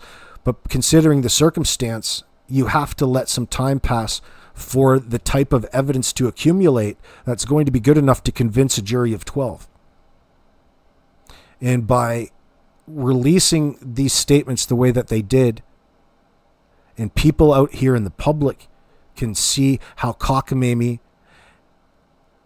not just how cockamamie the stories are and fabricated,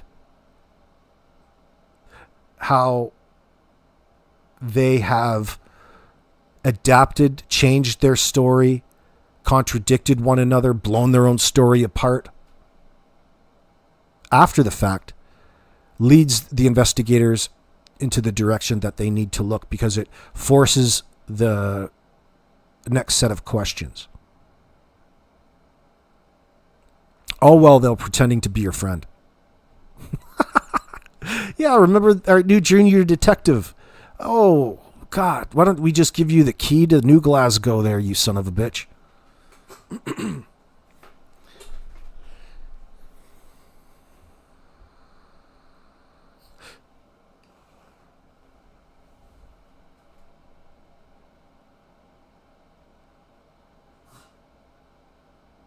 Yeah, Ghetto, they didn't have a good bedtime routine either. Oh, I mean, for a 4 and a 6-year-old, it should be fairly easy. Every day is their routine.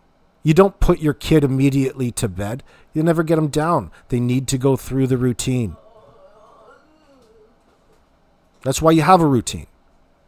By the time they hit the bed, that their mind is already in that state where they'll hopefully go to sleep with a little bit of, the least amount of resistance possible.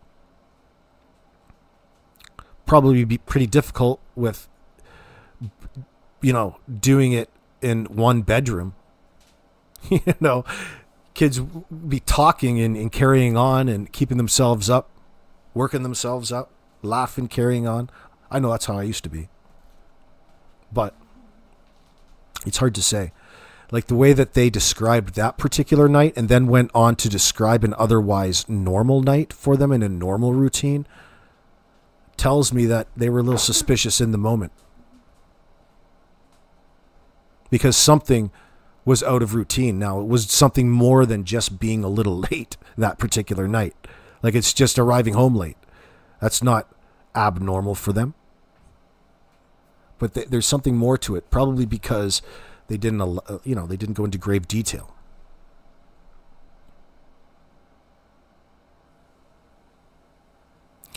Well, Amanda, we are all hoping and praying that the evidence does come soon. We're thinking about Jack and Lily too much in this circumstance. We can't allow this to happen.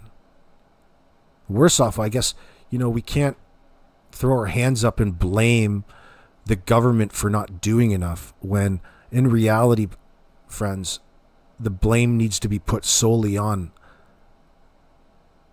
Malaya and Daniel. Even Janie for being their bullshit alibi.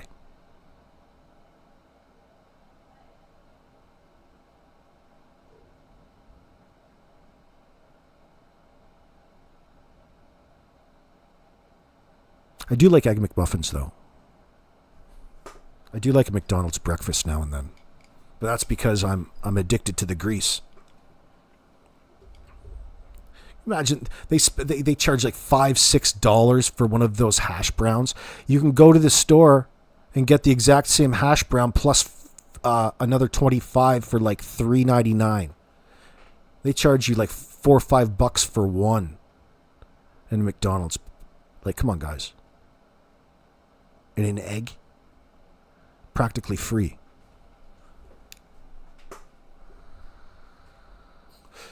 Letting Danzo think he's a lead detective. Yeah, well, they are simply frustrating. Not frustrating, I should rephrase that. They'll be dealing with Daniel and Malaya on a friend basis, in other words. Even though that they used the early on, you get this truth detection verification squad, they call it. You get them to come in and ask them the heavy questions in that sense. That way you can distance yourself away, being, whatever, investigator, lead investigator in the circumstance. Then you can come back in and deal with them on the same level rather than, having just, accused them of murder in the circumstance.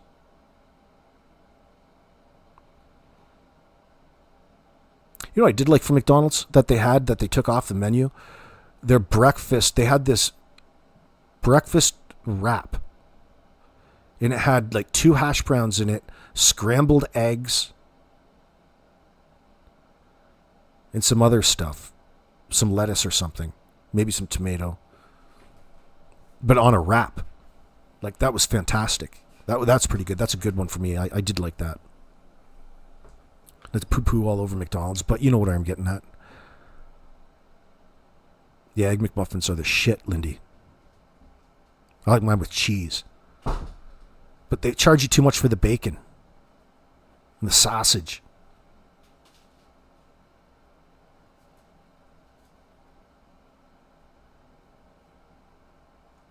I am kind of getting hungry, too. That is kind of making me hungry, Lindy. Ooh, see what that does to us? We've been up here for almost 4 hours. I'm going to be talking live about this subject a little bit more often. We got to be talking more about this in the right way.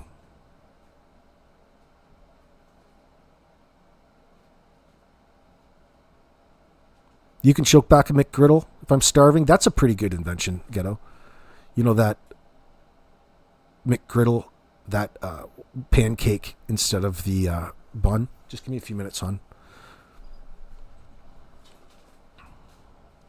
Yeah, Burger King has a good sausage croissant. I'll always speak good things about Burger King. I do like a good Whopper. Whoppers are fantastic. I used to love it when they had the $2 Whopper. $2 Toonie Tuesdays. I don't know if they do that anymore. Maybe I'm dating myself. It's the last time I had Burger King. They're just coming out with the Angry Whopper and all of that. Oh yeah, that's so good. I don't mind getting fat over that. You can't go wrong with those burgers. But they go way overboard though, don't they? Like, I don't know who the hell eats these things with like 4, like a Whopper is a big sandwich. Like that's a fairly big burger. But people are putting like 4 of them on one. All kinds of shit on it. That's ridiculous. That's bad. That's so unnecessary. Yeah, man, it's the Nor'easter. Whoppers are just a simple recipe, and it reminds you like of a barbecue, like a char-broiled burger, right? But they have it right with that. They did it right. Burger King did. It's that mayo and tomato. It's a BLT on that thing with the mayo.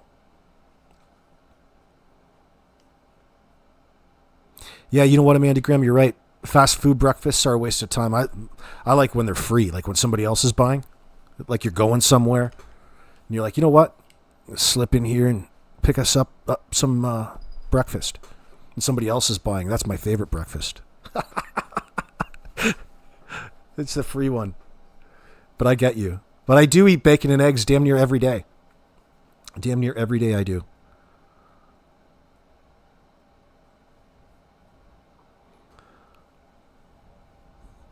Leslie, you worked there as a teen. You can't stand the smell? It got to you? The grease, you mean? Or just the smell of McDonald's?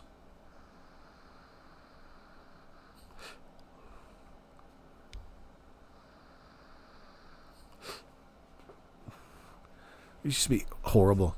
Good thing about McDonald's, I don't think it's a good thing, but it used to be a thing. Remember when I used to love to go in and borrow all of their ashtrays, like the McDonald's ashtrays. There's so many secondary uses for those ashtrays. They make great Frisbees. You go in there. It used to be a thing. You used to go and terrorize the local McDonald's in that sense. You just go in there and start flinging a bunch of, those Frisbee ashtrays around while you're eating the food that somebody else bought. Nobody would kick you out because it's always a bunch of kids. Just craziness. Nonsense. I don't do that anymore. That's nonsense. It's bored kids do that.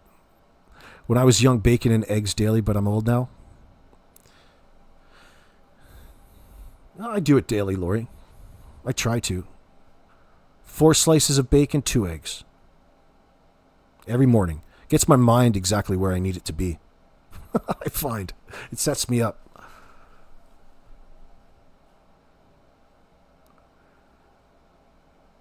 You love McDonald's as a kid, the burgers and the N64 console with Luigi's Mansion and Pokemon. Holy shit. That wasn't even invented yet when I'm talking. That's not even that long ago. Nor'easter. I haven't been in there in a while. Yeah, all this talk of food is making my daughter hungry too. She's sitting here looking at me. So we'll come back a little bit later on. I need to chew the fat with the audience and the circumstance. Thanks to Nietzsche for letting us borrow your content. There's a lot better version than going over to Justin's. I spent 2 days and hours. There's 8 hours of content for that. He stretched that into 8 hours. I love you, Justin, but what the hell? I'm trying. He got me so worked up. He's got breaking news. He's got breaking news. This new information that's out. He's got me so FOMO'd over there. And he's just toying with me. Because when you join somebody's stream, you're wanting information in that sense. Fuck, you have to wait for 20 minutes. You had to wait 20 fucking minutes. I'm not complaining. I'm not complaining, Justin. Oh, it's the kitchen that smells terrible as well as the grease trough out back. Oh, yeah, those are bad, bro.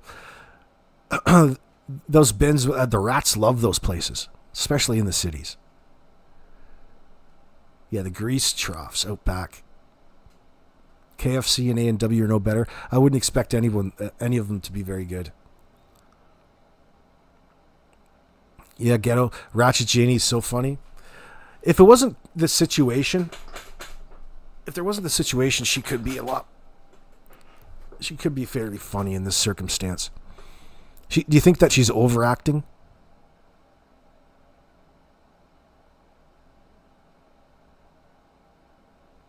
Joyce, you miss McDonald's pizza. How the hell could you miss McDonald's pizza? It wasn't even a pizza. It was this cardboard thing in a piece of cardboard. They ripped that out so fast it was a no seller. You think how could you possibly screw up making pizza, especially for like McDonald's? How could you screw up a good thing? But they did. McDonald's pizza wasn't even a good pizza. It wasn't even good. In my opinion, excuse me. It's probably why I've never heard anybody say they like, or you miss McDonald's pizza. Any pizza that's going to be reheated for you in a matter of minutes is probably not going to be as good as any other joint, especially a pizza joint. Like, it's not hard to get good ingredients and make a pizza, and that's kind of the thing, right? But it's very difficult to find a place that makes a good pizza sometimes. So why would they try to reinvent the wheel? Because they didn't want to turn McDonald's into a pizza joint? But if you're going to do it, why not do it right? But you have to do it so that these kids can just go put it through the oven and serve it, which is contradictory to making a good pizza. Yeah, it was a McCain pizza thrown in the oven. Yeah, Leslie, absolutely. I think that's pretty much the problem with it. It was no different.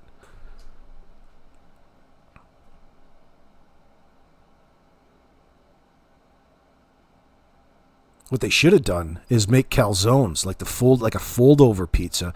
That way people couldn't scrutinize the ingredients, and they could have used that goddamn oil that's so horrible. The engine lubricant. Throw it in their big grease. Just deep fry it. That's what a calzone is. Deep fried pizza. Fold it over. That's what they should have done. That would probably have been so popular. You would think it would be. But it would be screwed up because it would be a McPizza or something. It would just be messy. We got to get out of here. We're talking too much about McDonald's. I hate McDonald's. I'm sorry, guys. I'll get the hell out of here for you. I'm rambling on. We're going up to the 4-hour mark. Thanks for sticking it out, friends. We'll be back on a little bit later on tonight. We're back from holidays, and it's a new school year, so I have all kinds of time to make money and then come here and talk to you. I do like calzones, Christian. All of this food talk. Oh, my God, you guys. Going to make me fat over here.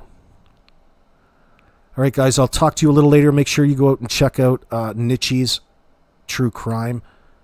Her latest upload, and Mike Demand's latest, talking about why the hell Daniel spent so much time down on that pipeline with his friends, because he's on to something good there.